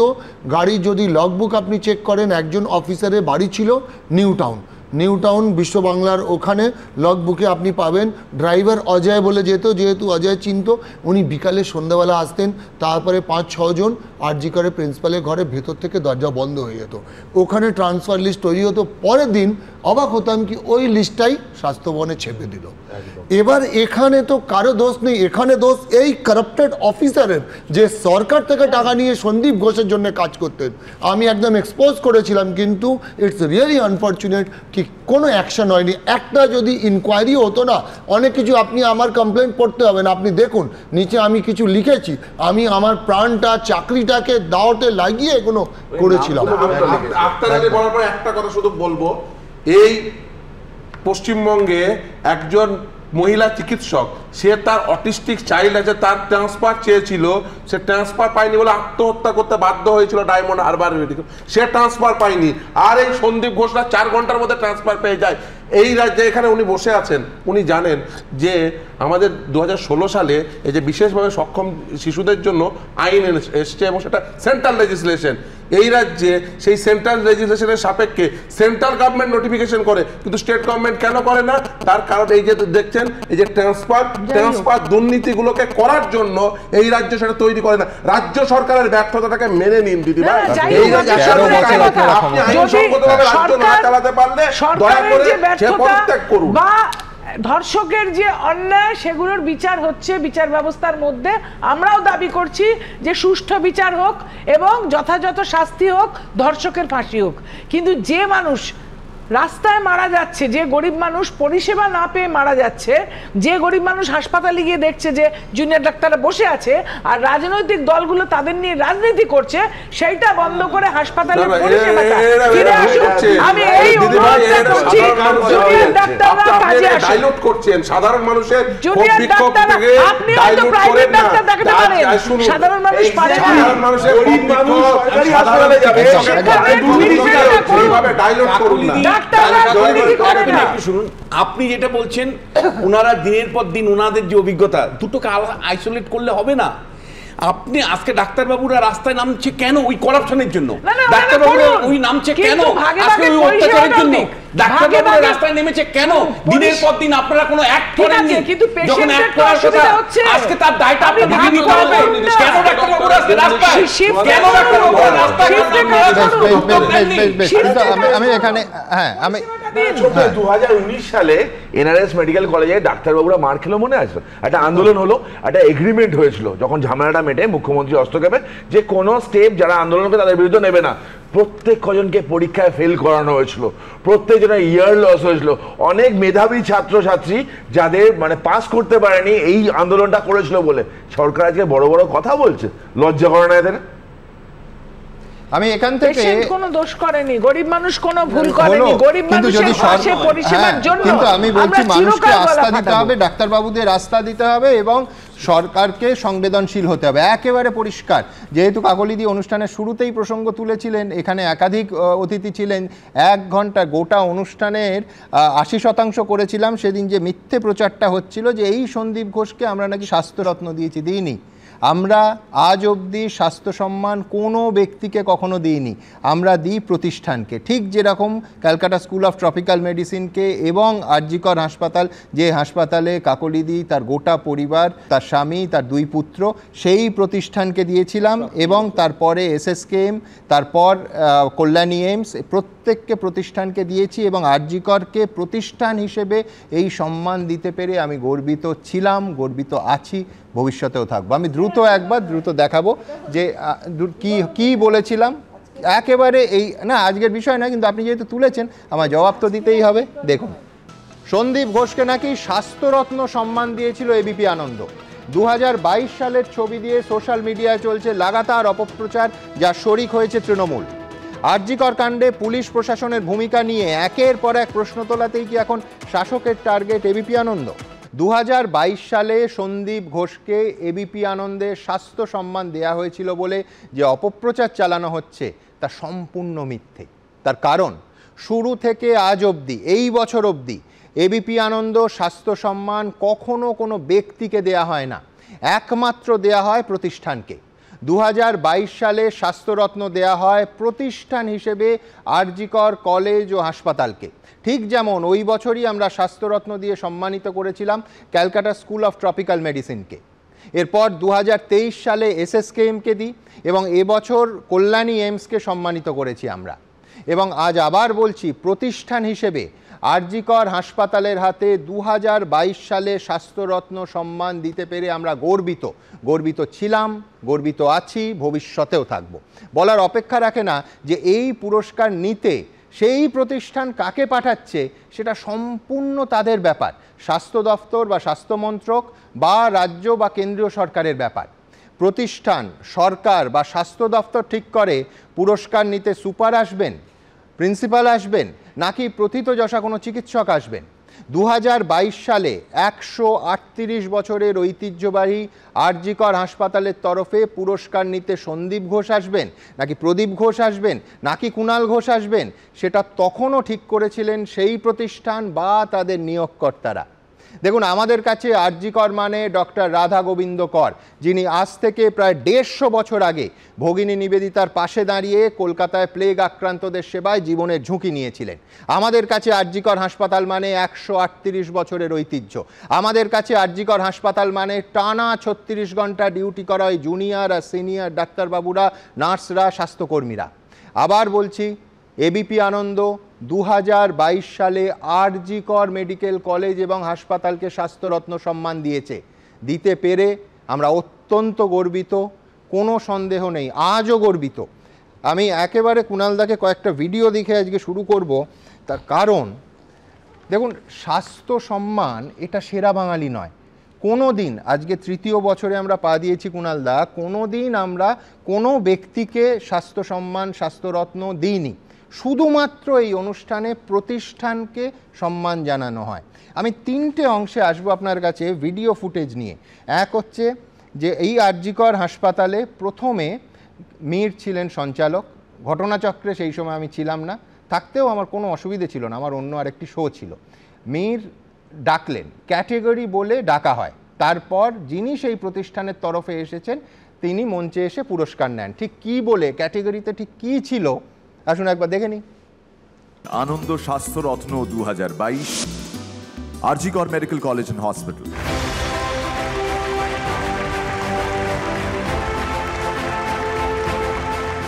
আচ্ছা, এইবার আপনাদের দেখাবো যে উঠে এলেন মঞ্চে সন্দীপ বাবু। আগেই বলেছিলেন যে আমি রিপ্রেজেন্ট করছি আরজিকর মেডিকেল কলেজ আর হাসপাতালকে। মীর নাম বলার পর, ক্যাটেগরি বলার পর তিনি উঠে এলেন। উঠে যখন এসছেন তখন পিছনে, অর্থাৎ গোটা এলইডি স্ক্রিন জুড়ে, স্টেজ জুড়ে কি লেখা ছিল? আমরা কি সন্দীপ ঘোষকে স্বাস্থ্যরত্ন বলেছিলাম, স্বাস্থ্যরত্ন সম্মান দিয়েছিলাম? দেখুন তো কি লেখা ছিল, পরের ফুটেজ।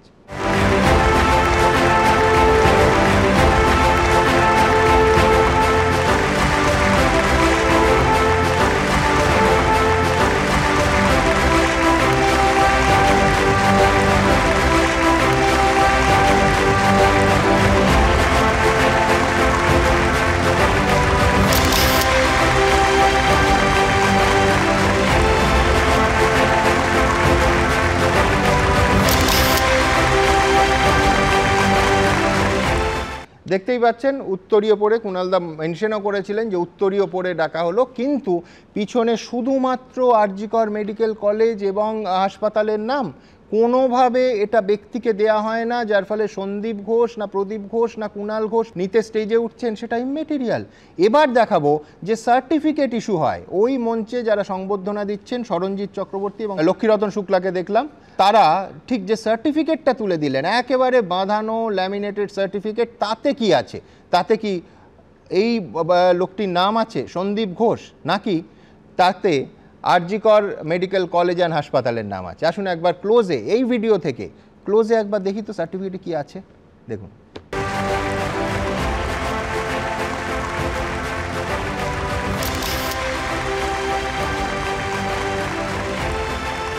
এই সন্দীপ ঘোষের বিরুদ্ধে এই স্বাস্থ্যরত্ন সম্মান দেওয়ার 1 বছর আগে এবিপি আনন্দ তার রিপোর্টে কি দেখিয়েছিল, কিভাবে সন্দীপ ঘোষ দৌড়ে পালাচ্ছে, এবং সেই রিপোর্ট অরিজিনাল হুবহু আপনাদের সামনে রাখবো। এইটার সঙ্গে সন্দীপ ঘোষের কোনো যোগ নেই।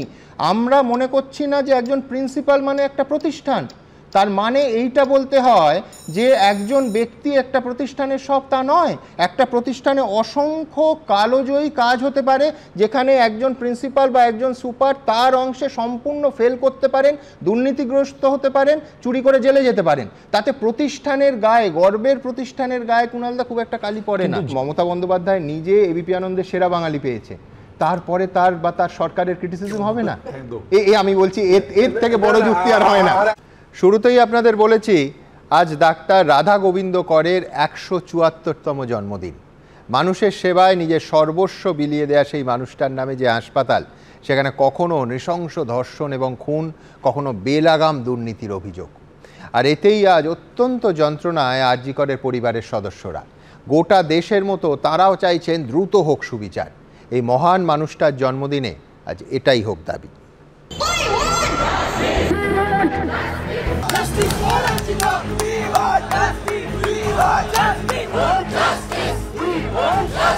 আজকে একটা এইরকম ঘটনার জন্য গোটা বিশ্ব আরজিকরকে চিনল, এটা কাম্য ছিল না।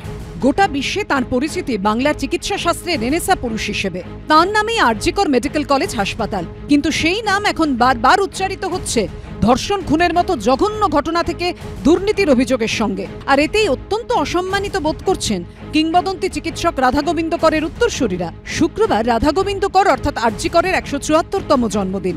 হাওড়ার সাঁতরাগাছির বেতরে কর পরিবারের বাড়িতে তার উদযাপনেও বারবার ঘুরে ফিরে এলো আরজিকর হাসপাতালে ঘটে যাওয়া জঘন্য ঘটনার প্রসঙ্গ এবং তার বিচারের দাবি। আমাদের ভারতীয় যে বিচার ব্যবস্থা, তার প্রতি আমরা আস্থাশীল, সম্পূর্ণ আস্থা রেখে তারা যেভাবে তদন্ত করবেন সেটা করা তাদের উচিত আমাদের মনে হয়, এবং এটা করে প্রকৃত যারা দোষী তাদের চিহ্নিত করে তাদের যদি শাস্তি দেয়, এর থেকে সেটা যদি হয় সেটাতেই আমরা খুশি হব, এবং এটা করা উচিত। আমরাও চেয়ে আছি আপনাদের মতো কি তদন্ত হচ্ছে, কি রিপোর্ট আসছে, রোজগার মতো এইগুলোর দিকে আমরাও চেয়ে আছি। আরজিকর মেডিকেলে এক চিকিৎসকের ধর্ষণ খুনের নৃশংস ঘটনার পর বসে থাকতে পারেননি রাধা গোবিন্দ করের পরিবারের সদস্যরা। 19শে অগস্ট প্রতিবাদে পথে নামেন তাঁরাও। 1850 সালে 23শে অগস্ট বেতরের এই বাড়িতেই জন্মগ্রহণ করেন রাধা গোবিন্দ কর।